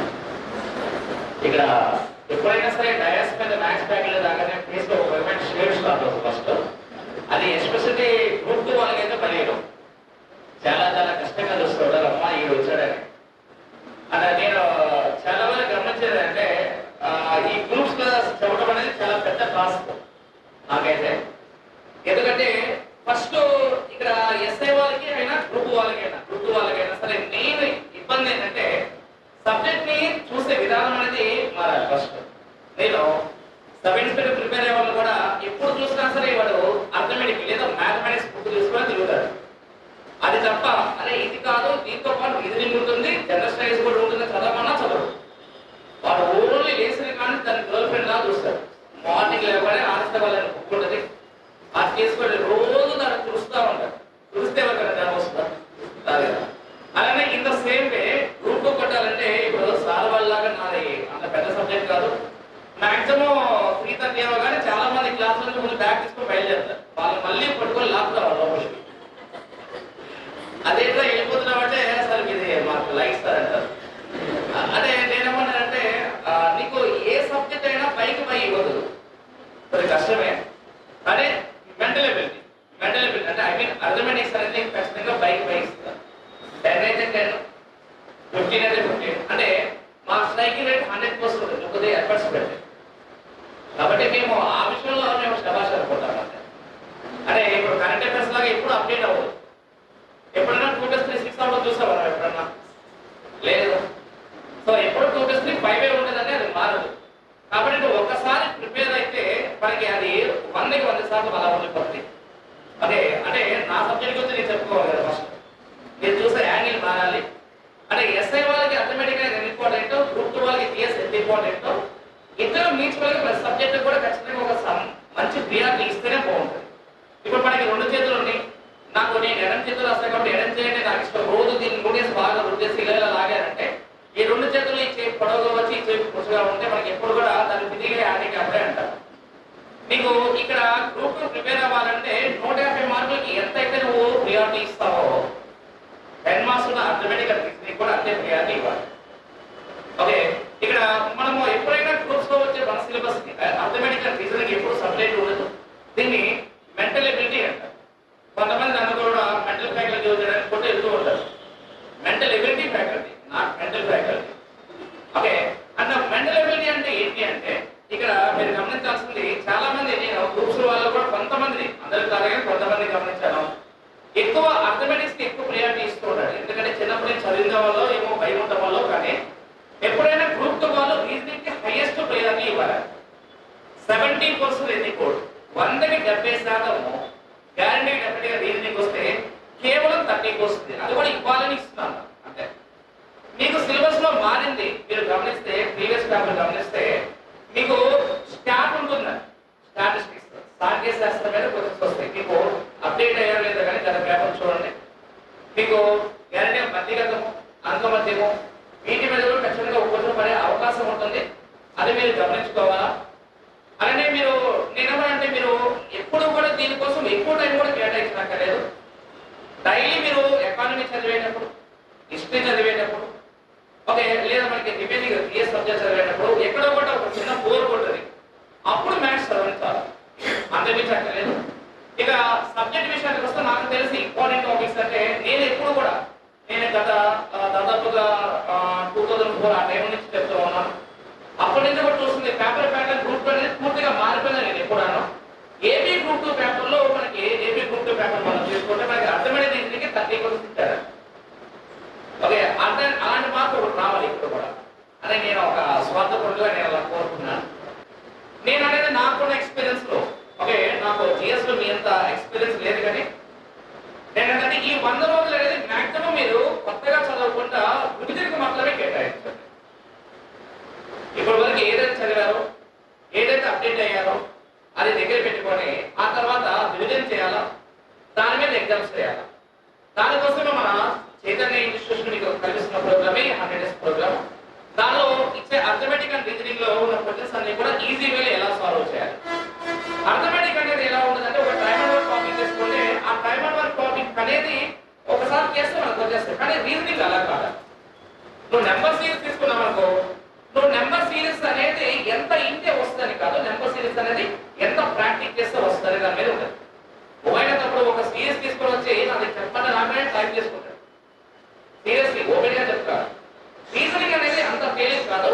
రీజనింగ్ ఖచ్చితంగా బ్రేక్ చేయాలంటే, అందరికన్నా ఎక్కువ మార్కులు రావాలంటే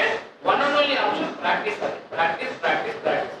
ఇది తప్ప నేను ఇక్కడ వచ్చి నేను అద్భుతంగా ఉన్నాను, చూడటం ఎంత గ్లామర్గా ఉన్నాను, ఎంత అద్భుతంగా చెప్పాను, దీనివల్ల నీకు రీజనింగ్ వస్తుందనే అసలు ఉండదు. నువ్వు డైలీ వచ్చి ఎగ్జామ్స్ రాస్తేనే రీజనింగ్ చేయడానికి అవకాశం ఉంటుంది. ఒకసారి నాకు ఒక అశ్వనాథ్లో ఒకసారి క్లాస్ చెప్పేటప్పుడు ఒకతను నా మీద చాలా కోపంగా ఉన్నాడు. వాడు సీరియస్ తీసుకోలేదు. 1, 2, 5, 10, డాష్, 50, 100 అడిగాడు. సరే దీనికి ఆన్సర్ చెప్పండి చూద్దాం అన్నాడు. నాకు అదృష్టవశాత్తు ఆ రోజు స్ట్రైక్ అయింది. అదేంటంటే ఇండియన్ కరెన్సీ. మన భారతదేశ కరెన్సీ ఉంటుంది, రూపాయి ఉంటుంది, 2 రూపాయలు ఉంటుంది, 5 రూపాయలు ఉంటుంది, 10 రూపాయలు, తర్వాత మిస్ అయిందంటమ్మా 20 రూపాయల కరెన్సీ ఉంటుంది. సో కాబట్టి ఇలా కూడా అడిగే అవకాశం ఉంటుంది. సో కాబట్టి నేను ఏమంటానంటే మీరు ఈ సబ్జెక్ట్స్ ఎంత ప్రియారిటీ ఇస్తారో ఈ అర్థమెటిక్ అండ్ రీజనింగ్ కూడా అంతే ప్రియారిటీ ఇవ్వండి. ఓకే, ఇక మన పేపర్ విషయానికి వస్తే జస్ట్ 1-2 రోజులు చెప్పి నేను ముగిస్తాను. అంటే మాక్సిమం నీకు ఎంత ఉన్నా సరే దీని దగ్గర చాలా మంది ఇష్టంగా ఉంటారు.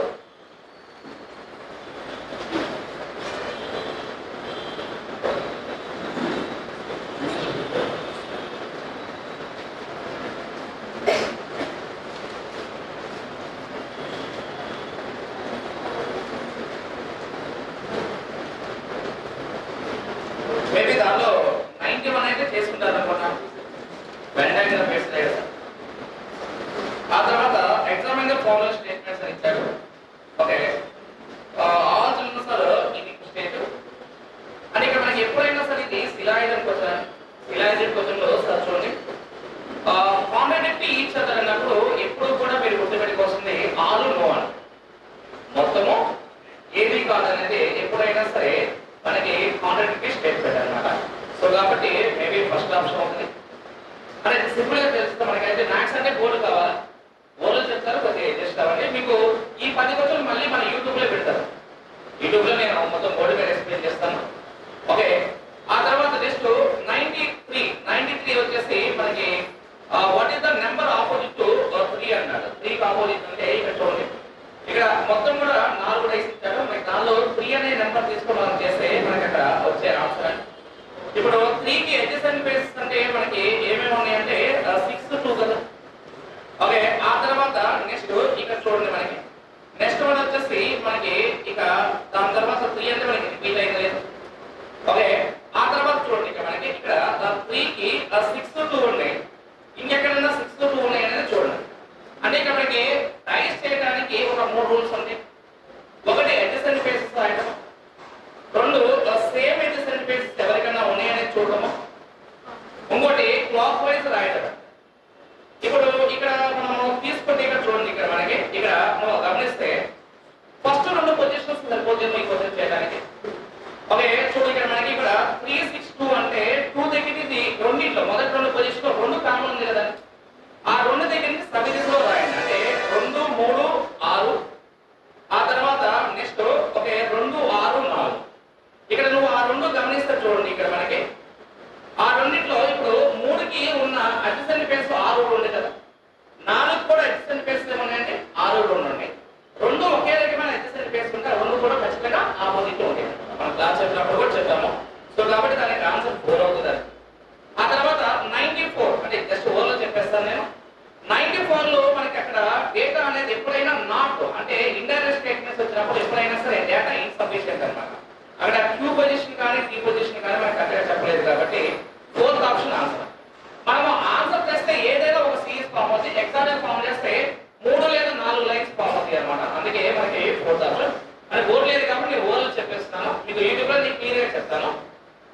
ఆ తర్వాత ఏ సబ్జెక్ట్ నుంచి మార్పు వచ్చినా ఆ మార్పులు ఉంటాయి కాబట్టి ప్రతిదీ కూడా జాగ్రత్తగా తీసుకోవాలి. ఇక్కడేమో జిఎస్ ఎక్కువ ప్రాముఖ్యత అంటే ఎస్ఐ కనిష్ఠంలో ఆర్థమెటిక్ రీజనింగ్ ఎక్కువ ప్రయారిటీ. అందుకొరకు మేము దీంట్లో భాగంగా ఏం చేసామంటే ఏవైతే ఈజీగా స్కోర్ చేస్తామో ఆ టాపిక్స్ మాత్రమే దగ్గర నుండి ప్రాక్టీస్ చేస్తాం. అంటే అంతకంటే మేము మొత్తం చదివిస్తాం, 22 టాపిక్స్ 22 మొత్తం చదివిసి ఇప్పుడు నేర్పిస్తామంటే అది అయ్యే పని కాదు. దాంట్లో ఏం చేస్తామంటే మీకు ఆల్రెడీ ఐడియా ఉంటాయి కదా, ఆ టాపిక్ లో మేజర్ ఏవైతే ఎక్కువ క్వశ్చన్ వస్తుందో రీజనింగ్ నుంచి ఆ టాపిక్స్ మాత్రమే చదివించి అంటే తెలియకపోయినా కూడా గెట్ చేసి పెడితే కరెక్ట్ అయ్యేటట్లుగా అది ప్రాక్టీస్ చేయడానికి ఆ ప్లాన్ చేసామంటే రీజనింగ్ సంబంధం. ఇక మిగిలింది జాగ్రఫీ.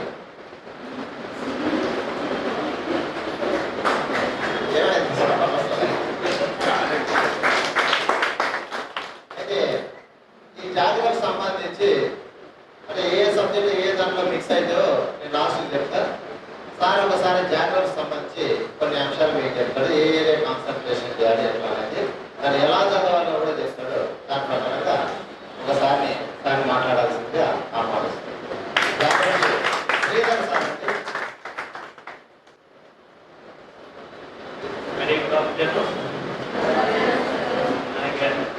మనం ప్రతిరోజు క్లాస్లో అన్ని చెప్పుకుంటాము.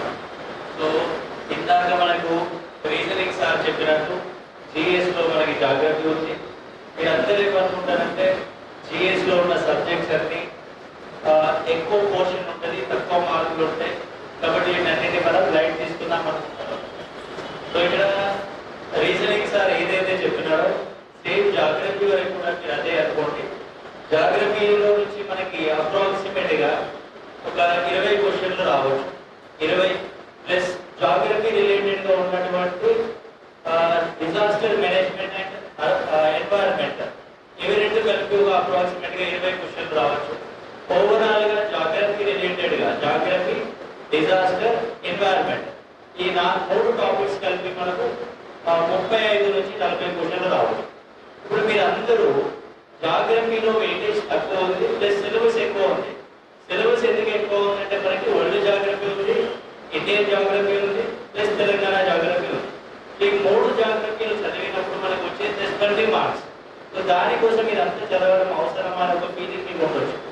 కానీ జాగ్రఫీ అనేది mother of all subjects. Mother of all subjects ఎందుకని పిలుస్తామంటే మనం, ఫర్ ఎగ్జాంపుల్ మీరు జాగ్రఫీ తీసుకుంటే జాగ్రఫీ అనేది ఆల్ సబ్జెక్ట్స్ కి రిలేటెడ్ గా ఉంటుంది. సో జాగ్రఫీకి సొసైటీకి ఏమైనా రిలేషన్ ఉందా లేదా? ఏం రిలేషన్? మీరు జాగ్రఫీ తీసుకున్నారనుకోండి sir. So society, what is society? Society is a mixture of cultures. Different cultures అన్ని కలిపితే మీకు సొసైటీ అవుతుంది. ఇప్పుడు సొసైటీకి జాగ్రఫీకి రిలేషన్ ఏంటంటే culture depends on geography. So ఏ కల్చర్ అయినా జాగ్రఫీ పైన డిపెండ్ అయి ఉంటుంది. ఫర్ ఎగ్జాంపుల్ మీరు తమిళనాడు పోయినారనుకోండి, తమిళనాడులో ఉన్న వాళ్ళందరూ ప్రతిరోజు వైట్ కలర్ క్లాత్స్ వేసుకుంటారు. వాళ్ళు ఏం వేసుకుంటారు? White colour shirt, white colour dhoti వేసుకుంటారు. సో వాళ్ళ కల్చర్ ఏంటిది? వైట్ కలర్ క్లాత్స్ వేసుకోవడం. సో వాళ్ళు వైట్ కలర్ క్లాత్స్ వేసుకోవడానికి రీజన్ ఏంటి? వైట్ కలర్ క్లాత్ వేసుకోవడానికి రీజన్స్ అక్కడ టెంపరేచర్ ఎక్కువ. సో టెంపరేచర్ ఎక్కువ ఉంది కాబట్టి వాళ్ళు ఏం చేస్తున్నారు? వైట్ కలర్ క్లాత్స్ వేసుకున్నారు. వైట్ కలర్ క్లాత్స్ వేసుకోవడం అనేది వాళ్ళ కల్చర్ లో పార్ట్. సో వాళ్ళ కల్చర్ లేదా వాళ్ళ సొసైటీ, తమిళ సొసైటీలో ఏం చేస్తారు? అందరూ వైట్ కలర్ క్లాత్స్ వేసుకుంటారు. సో వైట్ కలర్ క్లాత్స్ వేసుకోవడానికి రీజన్ ఏంటిది? జాగ్రఫీ. ఫర్ ఎగ్జాంపుల్ జాగ్రఫీకి హిస్టరీకి సంబంధం ఏమైనా ఉందా? ఏముంది? ఫర్ ఎగ్జాంపుల్ మీరు సార్ అలెగ్జాండర్ తెలుసు కదా మీకు. సో అలెగ్జాండర్ తీసుకుంటే అలెగ్జాండర్ మనం విశ్వ విజేత అని పిలుస్తాం. కానీ అలెగ్జాండర్ అన్నట్టు ఆయన ఒక ఏం ఏంటిది? అలెగ్జాండర్ ఏం విశ్వ విజేత కావడం కాదు, ఆయన కొత్త కొత్త ఏరియాలని ఎక్స్ప్లోర్ చేయడం, డిస్కవర్ చేయడం. సో ఈయన గురువు ఎవరు? అలెగ్జాండర్ గురువు అరిస్టాటిల్. అంటే అలెగ్జాండర్ గురువు ఎవరు? అరిస్టాటిల్. సో అరిస్టాటిల్ అంటే ఆయన ఏం చేసినాడు? ఒక సైంటిస్ట్. ఇప్పుడు ఈయన గురువు దగ్గర పోయి అలెగ్జాండర్ చెప్పినాడు, సో మా నాన్న రాజు, నేను రాజు కావాలనుకోవడం లేదు, నేనేం చేయాలి? కొత్త కొత్త ఏరియాస్ ని డిస్కవర్ చేయాలి. సో డిస్కవర్ చేయాలంటే ఆయనకి అరిస్టాటిల్ ఇచ్చిన సజెషన్ ఏంటిది? సో నువ్వు నార్మల్ గా పోయినావనుకో నేను ఎవరైనా గుర్తిస్తారా? గుర్తించారు. అదే నువ్వు రాజుగా ఉండి కొత్త కొత్త రాజ్యాలను జయించుకుంటూ పోయినావనుకో అప్పుడు ఏమైతుంది? నీకు రాజు అవుతావు, ప్లస్ దాంతో పాటు నువ్వు కొత్త ఏరియాస్ ని డిస్కవర్ చేస్తావు. అంటే ఈయన ఏం చేసినాడు? జాగ్రఫీని డిస్కవర్ చేయడం కోసం ఈయన ఒక రాజుగా ఏర్పడాడు. రాజుగా అయినాడు ఆయన. అంటే సార్ ప్రతి ఫర్ ఎగ్జాంపుల్ మీరు జోధా అక్బర్ సినిమా చూస్తున్నారు? చూడలేదు జోధా అక్బర్? జోధా అక్బర్ సినిమాలో ఏమవుతుంది? Battle of Panipat third, battle of Panipat 3లో అక్బర్ గెలవడానికి కారణం ఏంటి? వాళ్ళు సెలెక్ట్ చేసుకున్న వార్ గ్రౌండ్ లో. అక్బర్ ఎక్కడ కూర్చుంటాడు? సినిమా చూసిన వాళ్ళు చెప్పాలి. ఒక గుట్ట మీద కూర్చుంటాడు అక్బర్ చిన్న పిల్లగాడు ఉన్నప్పుడు. చూడలే ఎవరు? సరే ఒక చిన్న పిల్లవాడిగా ఉన్నప్పుడు అక్బర్ ఒక గుట్ట పైన కూర్చుంటాడు. మిగతా వాళ్ళందరూ ఏం చేస్తారు? కింద యుద్ధం చేస్తూ ఉంటారు. ఇప్పుడు ఈ యుద్ధం చేసే టైంలో ఆ గుట్ట పైన పైనుంచి అంటే అసలు మధ్యలో దారి అనేది ప్లేస్ అనేది తక్కువ ఉంటుంది. ఇటు సైడ్ ఒక రాజ్యం ఉంటుంది, ఇటు సైడ్ ఒక సైనికులు ఉంటారు. సో వీళ్ళిద్దరు ఏం చేస్తారు, యుద్ధం చేస్తూ ఉంటారు. మధ్యలో దారి అనేది చిన్నగా ఉంది కదా, ఈ చిన్నగా ఉన్న దారిలో వాళ్ళు యుద్ధం చేయడం వల్ల అసలు ఈ మొగులు వాళ్ళకి ఎక్కువ అడ్వాంటేజ్ అనేది ఉంటుంది. అర్థమైనా? అంటే నేను సింపుల్ గా ఏం చెప్తున్నా అంటే, మీరు ఏ సబ్జెక్ట్ చదివినా కూడా దాంట్లో జాగ్రఫీ అనేది ఇంక్లూడ్ అయి ఉంటుంది. ఫర్ ఎగ్జాంపుల్ మీరు ఎకానమీ తీసుకున్నారనుకోండి, ఎకానమీకి జాగ్రఫీ రిలేషన్ ఉందా? ఏముంది? ఎకానమీ అంటే ఇది production of goods and services. Production of goods and services, production ఎట్లా చేస్తాం? ఏదైనా ఒక వస్తువుని తయారు చేయాలంటే దానికి మనకి రా మెటీరియల్ కావాలి. సో రా మెటీరియల్ ఎక్కడి నుంచి వస్తుంది? జాగ్రఫీ నుంచి వస్తుంది. అంటే నేను సింపుల్ గా ఏం చెప్తున్నా అంటే, మీరు చదివేటప్పుడు ఈ పార్ట్ హిస్టరీ, ఈ పార్ట్ ఎకానమీ, ఈ పార్ట్ జాగ్రఫీ, ఈ పార్ట్ సొసైటీ అలా చదవకుండా ప్రతి కాన్సెప్ట్, ఏ కాన్సెప్ట్ చదివినా కూడా దాంట్లో ప్రతి అంశాన్ని మీరు ఏం చేయాలి, నేర్చుకోవాలి. అర్థమైందా? సో ఇప్పుడు మనం జాగ్రఫీలో ఉన్న సింపుల్ గా నేను చెప్పేది ఒకటే సార్, మీకు చదివేటప్పుడు ఏదైనా కూడా మీరు దాని గురించి పూర్తి అవగాహన తెచ్చుకోండి. ఏ టాపిక్ చదివినా దానిలో హిస్టరీలో ఏమైనా వస్తుందా, సొసైటీలో ఏమైనా వస్తుందా, పాలిటీలో ఏమైనా వస్తుందా, ఎకానమీలో ఏమైనా వస్తుందా. ఫర్ ఎగ్జాంపుల్ మీరు అగ్రికల్చర్ గురించి చదువుతున్నారు. అగ్రికల్చర్ గురించి చదివేటప్పుడు దాని రిలేటెడ్ హిస్టరీ ఏంటిది, దాని రిలేటెడ్ ఎకానమీ ఏంటిది. ఓకే, సో ఇలా చదవండి మీరు. ఫర్ ఎగ్జాంపుల్ మీరు స్టేట్ రీఆర్గనైజేషన్ కమిషన్ గురించి చదివారు. అది ఎక్కడ వస్తుంది మీకు? పాలిటీలో వస్తుంది. ప్లస్ అది సేమ్ టైం ఎక్కడ వస్తుంది? హిస్టరీలో వస్తుంది. ఇంకా తెలంగాణ మూవ్మెంట్ లో వస్తుంది. అంటే మీరు ఒక టాపిక్ ని చదివినప్పుడు దాని మల్టిపుల్ ఆస్పెక్ట్స్ అనేది చదవండి. ఓకే, సో ఇప్పుడు మనం జాగ్రఫీ రిలేటెడ్ ఒక క్వశ్చన్ చూద్దాం. సో జాగ్రఫీ క్వశ్చన్స్ మనకి 41 నుంచి ఉన్నాయి. సో 41 చూస్తే, areas near the equator receive rainfall throughout the year. భూమధ్య రేఖ ప్రాంతంలో ఉన్నటువంటి ప్రాంతాలలో వర్షపాతం అనేది సంవత్సరం మొత్తం వస్తుంది. సో దీనికి రీజన్ ఏమిచ్చినారు? High temperature and high humidity causes convectional rain in most afternoons near the equator. So ఇక్కడ వర్షం రావడానికి రీజన్ ఏంటిది? ఈక్వేటర్ దగ్గర సూర్యకిరణాలు అనేవి ఎల్లప్పుడూ నిట్ట నిలువ పడతాయి. సో సూర్యకిరణాలు అనేది నిట్ట నిలువ పడడం వల్ల అక్కడ టెంపరేచర్ ఏమవుతా ఉంటుంది, ఎక్కువ అవుతా ఉంటుంది. So at the same time మనం ఈక్వేటర్ ని తీసుకున్నట్లయితే ఈక్వేటర్ అనేది ఎక్కువగా వాటర్ లో నుంచి ట్రావెల్ చేస్తుంది. అదే ట్రోపిక్ ఆఫ్ క్యాన్సర్ ని తీసుకుంటే ట్రోపిక్ ఆఫ్ క్యాన్సర్ ఎక్కువగా భూమి పై నుంచి, ల్యాండ్ పై నుంచి ట్రావెల్ చేస్తుంది. ట్రోపిక్ ఆఫ్ క్యాప్రికార్న్ తీసుకుంటే ట్రోపిక్ ఆఫ్ క్యాప్రికార్న్ అనేది ఎక్కువగా వాటర్ లో ట్రావెల్ చేస్తాం. అంటే ఈక్వేటర్ ఉన్న దగ్గర ల్యాండ్ తక్కువగా ఉంది, వాటర్ ఎక్కువగా ఉంది. సో టెంపరేచర్ ఎక్కువగా ఉంది, వాటర్ ఎక్కువగా ఉంది. టెంపరేచర్ వాటర్ ఎక్కువ ఉన్నప్పుడు ఆ వాటర్ అంతా ఏమైతుంది? ఎవాపరేట్ అయితే ఎవాపరేట్ అవ్వడం వల్ల అట్మాస్ఫియర్ లో మాయిశ్చర్ ఏమవుతుంది? సో అట్మాస్ఫియర్ లో మాయిశ్చర్ కంటెంట్ అనేది పెరుగుతుంది. అట్మాస్ఫియర్ లో మాయిశ్చర్ కంటెంట్ పెరగడం వల్ల హ్యూమిడిటీ ఏమైతే ఎక్కువ అయింది. సో ఎప్పుడైతే హ్యూమిడిటీ, రిలేటివ్ హ్యూమిడిటీ అనేది 100% కంటే ఎక్కువ అవుతుందో, రిలేటివ్ హ్యూమిడిటీ అంటే అట్మాస్ఫియర్ లో ఆ అట్మాస్ఫియర్ ఎంత పర్సెంట్ మాయిశ్చర్ ని రిటైన్ చేయగలుగుతారో దాన్ని మనం రిలేటివ్ హ్యూమిడిటీ అని పిలుస్తాం. అంటే ఈ అట్మాస్ఫియర్ ఎంతవరకు మాయిశ్చర్ ని రిటైన్ చేసుకుంటుందో అంత ఉంచుకొని మిగతాది ఏమైతే మనకి కండెన్స్ అవుతుంది. కండెన్స్ అయినప్పుడు ఏమైతే మనకి క్లౌడ్స్ ఫామ్ అవుతుంది. క్లౌడ్ ఫామ్ అవడం వల్ల వర్షం వస్తుంది. అంటే ప్రతిరోజు టెంపరేచర్ పెరుగుతూ ఉంటుంది. టెంపరేచర్ పెరగడం వల్ల హ్యూమిడిటీ పెరుగుతుంది. హ్యూమిడిటీ పెరగడం వల్ల ఏమైతే మనకి వర్షం అనేది వస్తుంది. సో ఈక్వేటర్ దగ్గర వచ్చే వర్షపాతాన్ని ఏమని పిలుస్తాం? మనం కన్వెక్షనల్ రెయిన్ఫాల్ అని పిలుస్తాం. సో ఇప్పుడు ఈ క్వశ్చన్ ని చూసినట్లయితే మీరు ఇందులో ఈక్వేటర్ దగ్గర టెంపరేచర్ ఎక్కువ ఉండడానికి కారణం ఏంటి, ఈక్వేటర్ దగ్గర హ్యూమిడిటీ ఎక్కువ ఉండడానికి కారణం ఏంటి, కన్వెక్షనల్ రెయిన్ఫాల్ అంటే ఏంటిది, ఇంకా రెయిన్ఫాల్ ఇంకేమైనా టైప్స్ ఉన్నాయా, ఇలా మనం ఇందులో నుంచి ఒక 10-15 టాపిక్స్ ని డిస్కస్ చేయొచ్చు. ఓకే, సో ఇప్పుడు మనం ఈ టెస్ట్ సిరీస్ లో భాగంగా ఇందులో పెట్టే ప్రతి క్వశ్చన్ లో మన ఎకానమీ సార్ చెప్పినట్టు ప్రతి క్వశ్చన్ నుంచి మనం ఒక 15 to 20 టాపిక్స్ అనేది డిస్కస్ చేస్తాం. ఓకే, సో మీ అందరికి ఆకలి అవుతుంది చూస్తున్నారు. సో దీంతో నేను కన్క్లూడ్ చేస్తున్నా. Thank you very much.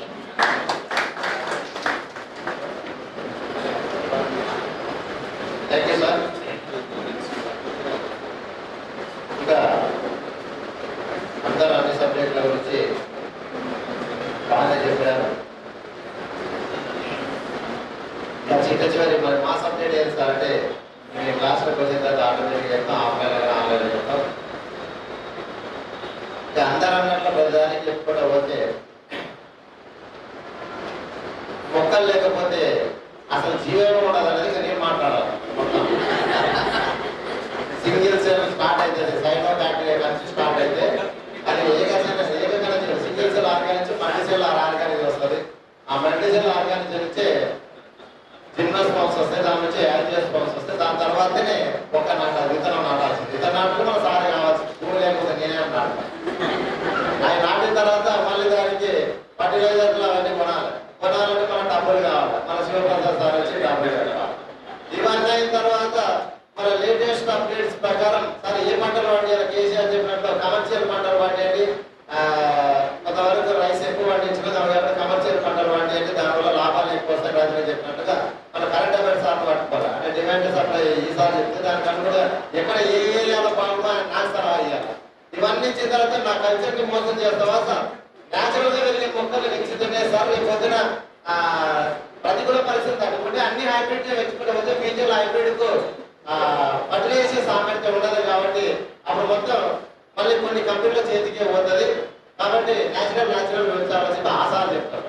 Overall గా ఎవరేం చెప్పినా చెట్లు నాటాల్సిందే, పంటలు పండాల్సిందే, వర్షం రావాల్సిందే. ఇవన్నీ చేయాలంటే మన వాళ్ళు చెట్లు నరుక్కుంటూ పోతాడు. నరకొద్దు అని చెప్పి ఒక ఆయన చెట్ల పోయి అప్పగించుకుంటాడు. ఎవరండి? సుందరరావు బాగున్నా చెప్పుకోమో. ఇట్లా ఒకదానికి ఒకటి రిలేషన్ మీరు అందరూ మీరు ఇన్న దాంట్లో దాంట్లో కూడా రిలేటివ్గా వస్తుంది. మీరు చూస్తున్నారో లేదో అంటే మా టీం అంతా కూడా ఒక ప్లాన్ ప్రకారం వస్తున్నాం. వైఎస్ఆర్ గ్రూప్లో అడిగినటువంటి 3 బిట్లు అంటే ఫిలిమ్స్లో వేసులో అడిగినటువంటి అర్ధవిప్లవం దేనికి సంబంధించిందని డైరెక్ట్ బిట్ అడిగారండి. చెప్పాలండి, అర్ధవిప్లవం దేనికి సంబంధించింది? వ్యవసాయానికి సంబంధించింది. ఆహార ధాన్యాల ఉత్పత్తి అని అడిగారు. నెక్స్ట్ క్వశ్చన్, అర్ధవిప్లవంలో ఏ పంటను అధికం చేయాలని చేశారని అడిగారు. చెప్పాలండి, గోధుమ. 100% రాంగ్ ఆన్సర్ చెప్తారు. అర్ధవిప్లవంలో అధికం చేయాలంటే వరి, అది ఫిలిమ్స్ మన మేన్స్కి వచ్చినాక అర్ధవిప్లవంలో ఏ పంట అధికం వచ్చినట్లుగా గుర్తించింది? గోధుమ. అనుకున్నది ఒకటి అసలు అట్లా జరిగిందంటే మళ్ళీ మనం జాగ్రత్త సార్తో పోవాలి. ఎందుకంటే సౌత్ ఇండియా అనేది ప్లేస్ తక్కువ ఉంటుంది, భూమి అనేది తక్కువ ఉంటుంది. కానీ ఎందుకంటే కోటి దిక్కు నుంచి సముద్రం వచ్చి మూసుకపోతే అది ఫోన్ లాగా మారిపోయింది. పైన ఏమో కొండలు వెలిగి మంచు పడి కొండ వెళ్ళకపోతే హిమాలయాలు వెళ్ళచ్చు. అనగా నార్త్ ఇండియన్ ఏమో ప్లేస్ ఎక్కువ ఉంటుంది, సౌత్ ఇండియన్ ఏమో ప్లేస్ తక్కువ ఉంటుంది. సౌత్ ఇండియన్ ఏమో రైస్ కి అనుకూలంగా ఉంటుంది, నార్త్ ఇండియన్ ఏమో వీటికి అనుకూలంగా ఉంటుంది. దానివల్ల వరిని అధికంగా పండించాలని పండిస్తే మొదటి స్థానం వచ్చిన పంట గోధుమ, రెండవ స్థానం వచ్చింది వరి. ఈ 3 క్వశ్చన్లు పోయిసారి గుర్తుకోవాలి. ఇది పరిస్థితి. ఇవన్నీ ఎగ్జామ్ లో ఏ విధంగా అడుగుతారు, మన స్ట్రాటజీ ఎలా ఉండాలి అనేది దాన్ని నేను 20 సంవత్సరాల నుంచి పేపర్ ప్యాటర్న్ చూస్తున్నాను. అందరూ చూస్తూ ఉన్నారు. కొంత ఒక స్టెప్ నాకు ముందుగానే దీంట్లోనే ఎంసెట్ చెప్పినటువంటి అనుభవం అండి. నా స్టూడెంట్స్ ఆల్రెడీ డాక్టర్లు కూడా ఆ ఎంసెట్ అయ్యేది ఏవైతే మొన్న వచ్చిన అన్ని ఎంసెట్లే కాబట్టి దాంట్లో చెప్పిన ఆ పేపర్లు తయారు చేసినటువంటి అనుభవం నాది. కాబట్టి దాంట్లో ఉన్న మోడల్స్ ఏవైతే అవే సివిల్ సర్వీస్ లో ఉన్నాయి, అవే ఇప్పుడు గ్రూప్స్కి వస్తున్నాయి. మీరు మోడల్స్ కొత్తగా ఏం కాదు, ఇంటర్మీడియట్ వచ్చిన మోడల్స్ అవన్నీ కూడా అసెస్మెంట్ రీజనింగ్ కానీ స్టేట్మెంట్ కన్క్లూజన్ కానీ ఈ కొత్త పద్ధతులు ఏమన్నా అవన్నీ వాళ్ళకు ఉన్నాయి. పేపర్ సిలబస్ అదే, వాళ్ళు గెలిచే మంచి వాళ్ళని తీయాలంటే ఆ పేపర్ ఇచ్చారు. అదే సివిల్ సర్వీస్ ఉంది, అదే గ్రూప్స్కి వస్తున్నారు. ఆ రకంగా ఈ పేపర్లు తయారు చేయడం జరుగుతుంది. రెండోది ఏంటంటే సార్ మరి ఇన్ని సబ్జెక్ట్ నిర్వహిస్తే మీరు అనుకున్నట్టుగా 100 days లో అయిపోతుంది అని మీకు డౌట్. నేను చెప్తున్నా 60 days లోనే మీ సిలబస్ అయిపోతుంది. అదే సార్ ఇప్పటికి నేను నేర్పించేది ఏం లేదు. ఆల్రెడీ ఇంతమంది మన సార్లు చెప్పారు, మీరు ఏవైతే నేర్చుకున్నామో దాన్ని రివిజన్ చేయదప్పుడు కొత్త కాలం దొరికిపోతుందండి. ఇప్పుడు అని చెప్పారు. ఉన్నదాన్ని ఇంకా పర్ఫెక్ట్ చేసుకున్నాం, వచ్చిన బిట్టు మిస్ కాకూడదు. దాంట్లో భాగంగా మీరు ఇక్కడ చెప్పినప్పుడు సబ్జెక్ట్ ఎక్కువ కానీ మీరు సిలబస్ ఇచ్చేటప్పుడు సిలబస్ తగ్గిపోతుంది. ఎందుకు తగ్గిపోతుంది అంటే పాపులేషన్ ఉంది కదండి, ఇండస్ట్రీ ఉంది కదా, అగ్రికల్చర్ ఉంది కదా. ఇది ఎకానమీలో చదవడం, జాగ్రత్తలు చదవడం రెండింట్లో ఉంటుంది కదా. అట్లా సిలబస్ తగ్గించుకుంటారు. హిస్టరీలోకి వస్తే ఇంగ్లీష్ లో కొన్ని పార్ట్స్ ఉన్నప్పుడు తెలంగాణ హిస్టరీ కల్చర్ లో కూడా చదవచ్చు. అదే కల్చర్ లోపలికి వెళ్తే మళ్ళీ సోషల్ స్ట్రక్చర్ లోపలికి కూడా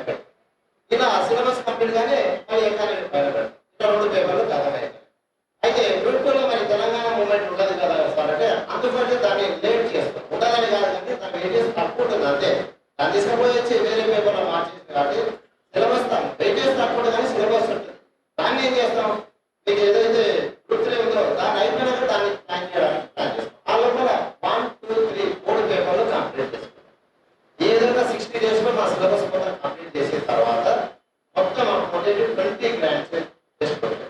అందులో 150 మార్కులు వెయిటేజ్ అయితే ఇప్పుడు మనం అన్ని కల్పించాం. కానీ అప్పుడు సిలబస్ ప్రకారం సండే 2 టెస్ట్లు ఉంటాయి. First paper second paper Sunday పెడితే థర్స్డే రోజు థర్డ్ పేపర్ ఫోర్త్ పేపర్ పెట్టారు. అట్లా 20 గ్రాండ్ టెస్ట్, అంటే ఒక పేపర్కి 5 టెస్టులు చెప్పిన మొత్తం 20 గ్రాండ్ టెస్ట్. బయట మార్కెట్లో 20 గ్రాండ్ టెస్ట్కే ఫీజు 10,000 15,000 తీసుకుంటున్నారు ఓన్లీ ఈ పేపర్లో కొరకు.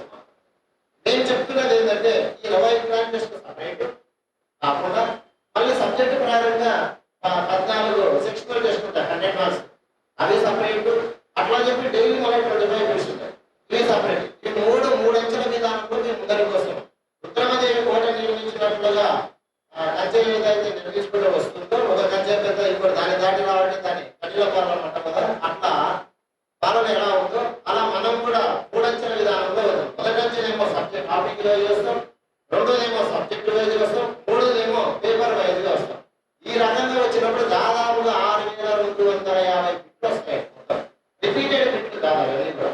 అవన్నీ కూడా గత ఎగ్జామ్ లో వచ్చినాయి కావచ్చు, కొత్తవి కావచ్చు, రాబోయేటటువంటి విషయాలను క్షుణ్ణంగా పరిశీలించి తయారు చేసినటువంటి పేపర్ మీ దగ్గర అప్పటికప్పుడు మీరు చదువుతారు. చదివిన తర్వాత దాని డౌట్ క్లారిఫికేషన్ కూడా మీకు చేస్తారు. ముందు రోజే చెప్తారు, ఈ కీ పాయింట్స్ చెప్తారు, ఈ సబ్జెక్టు ఇవి బాగా చూసుకోండి చెప్తారు. ఆ 2 రోజులు 10 గంటలు 12 గంటలు ఆ టాపిక్ అవకాశం వస్తుంది కాబట్టి పూర్తిగా రిజైన్ చేయాలి. ఏం చదవాలో కాదు, ఏం చదవకూడదో తెలుసుకోవాలి. ఆ రకంగా మేము ప్రిపేర్ చేపిస్తూ 100 డేస్ లోపల పూర్తి చెప్తున్నా కదా, డిసెంబర్ 5 వరకు మొత్తం 20 గ్రాడ్యుయేషన్ కంప్లీట్ చేసి 10 రోజులు ఫ్రీగా వచ్చి మిమ్మల్ని ఎక్కువ ఆ భరోసా మేము ఇస్తున్నాం. రెండవది టీచర్లు యాక్చువల్గా ఈ 3 రకాల అంచనా విధానం ఉంది కాబట్టి మా ఫ్యాకల్టీ కూడా మరి వాళ్ళు కూడా ఖర్చుతో కూడుకున్నది, వాళ్ళ క్వశ్చన్లు రాసి వాళ్ళ ఎక్స్పీరియన్స్ వాళ్ళకు కూడా డబ్బు కట్టాల్సిందే కదా. అవన్నీ దృష్టిలో పెట్టుకుని తక్కువ వచ్చిన ఎక్కువ వచ్చిన అవన్నీ ఏం కాకుండా ఒక పద్ధతి ప్రకారం వస్తున్నాను కాబట్టి నేను టీచర్ల దృష్టిలో పెట్టుకొని వస్తున్నాను. ధనార్జన చేయంగా రాలే, పిల్లలకు ఉద్యోగాలు ఇస్తే రేపు నా ఇన్స్టిట్యూట్ నిలబడుతుందనే ఉద్దేశంతో నేను ముందరకు వస్తున్నా. గతంలో మా ఎస్ఐ కానిస్టేబుల్ పిల్లలకు కూడా మెడికల్ మెంటర్షిప్ ప్రోగ్రామ్ పెడితే 100% సక్సెస్ రేట్ వచ్చింది. తర్వాత మన గ్రూప్స్ వాళ్ళకి మెంటర్షిప్ ప్రోగ్రామ్ పెడితే వాళ్ళ గ్రూప్ 1 కూడా క్వాలిఫై అయ్యారు. గ్రూప్ 1 టాప్ లో ఉన్నారు, ఆల్రెడీ గ్రూప్ 4 జాబ్ వస్తే మళ్ళీ గ్రూప్ 1 క్వాలిఫై ఇప్పుడు మెయిన్స్ రాస్తున్నారు.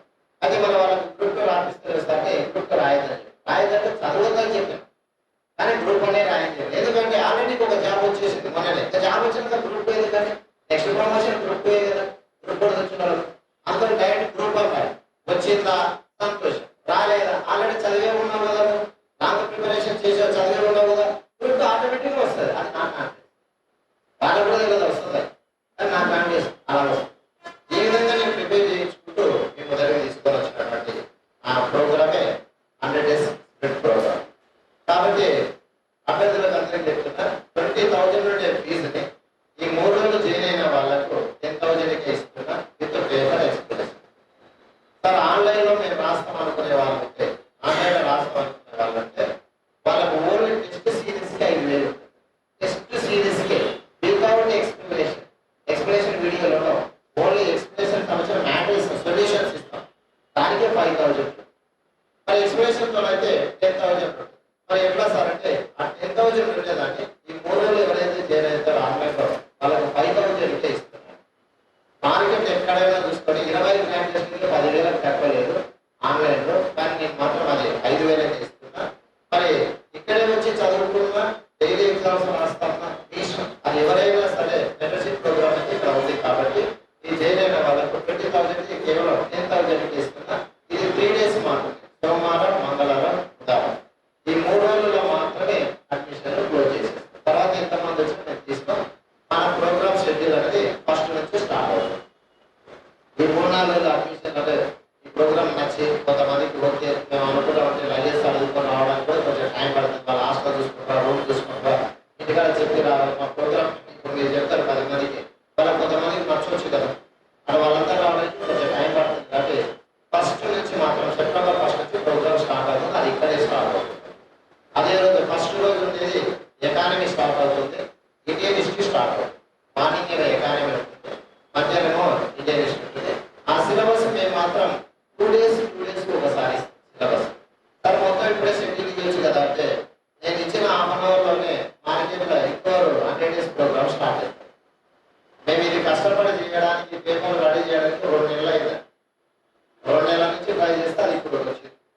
ఇటువంటి దాన్ని నేను తక్కువ ఇచ్చేసి చేయలేను కదా.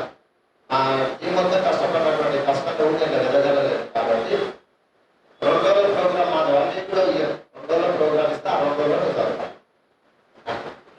దాంట్లో కంప్లీట్ చేసుకోవడం చెప్పాను కదా. రిలేటివ్ టాపిక్ ఇచ్చినప్పుడు సార్ నాకు 2 రోజుల సిలబస్ అయిపోయింది అనుకో, 1 రోజులో అయిపోతుంది నాకు ఎట్లా అనుకోని మీరు అంటారు కదా. దాని రిలేటెడ్ టాపిక్స్ ఉంటాయి కదా, నాకు చెప్తున్నాం. కాబట్టి ఇది అయిపోయినప్పుడు దాన్ని కవర్ చేసుకొని చెప్తాం. ఈ ప్రకారంగా మా పూర్తి స్థాయిలో సిలబస్ అనేది మేము చెప్తాను కదా, డిసెంబర్ 5th కల్లా కంప్లీట్ చేసి పంపిస్తాం. కాబట్టి అభ్యర్థులు మీరు ఫోన్ నంబర్లో రాశారు కదా, ఈ నంబర్లకు మీకు ఈవినింగ్ కల్లా రిజల్ట్ పెట్టేస్తాం. టాప్ 100 మెంబర్స్ ఎవరైతే ఆన్లైన్ వాళ్ళు కూడా రాశారు కదా, ఏది వాళ్ళది ర్యాంకింగ్ తీసి మీ ఫోన్ నంబర్, అందుకనే ఫోన్ నంబరే నాకు క్రైటీరియా అని చెప్పారు. ఈ ఫోన్ నంబర్కి ఈ పేపర్ వస్తుంది. తర్వాత మీకు త్వరలోనే పేపర్ ఎక్స్ప్లెయిన్, అన్ని సబ్జెక్ట్ కదా, అన్ని సబ్జెక్ట్స్ సంబంధించి పేపర్ ఎక్స్ప్లెనేషన్ కూడా ఇది టోటల్గా. కాబట్టి అభ్యర్థులు ఏమైనా సందేహాలు ఉంటే కింద ఆఫీస్ ఎక్కడైనా చేరుకోవచ్చు. ఇక్కడ మెయిన్ ఆఫీస్ అవతల ఉంది, అక్కడైనా చేరుకోవచ్చు. ఇది కంప్లీట్గా ముందే చెప్తున్నా, చదివించే ప్రోగ్రామే తప్ప చదువు చెప్పే ప్రోగ్రామ్ అయితే కాదు. రెండవది, సార్ మన మార్కెట్లో ఆ పుస్తకం చదివి ఈ పుస్తకం చదవని మనం చెప్తున్నాం కదా, మీరు అలాంటి ఏమైనా సలహా ఇస్తుంటే అస్సలు సలహా. ఎందుకంటే నువ్వు ఆన్లైన్ చదివినావా ఆఫ్లైన్ చదివినా ఏ బుక్ చదివినా తెలియదు. ఏం చదివినా కూడా 80% సిలబస్ అయితే అదే ఉంటుంది. 80% సిలబస్ అదే ఉంటుంది. దాంట్లో నుంచి వచ్చిన పెట్టు పోకుండా నువ్వు చూసుకుంటే సక్సెస్ అయినట్లే.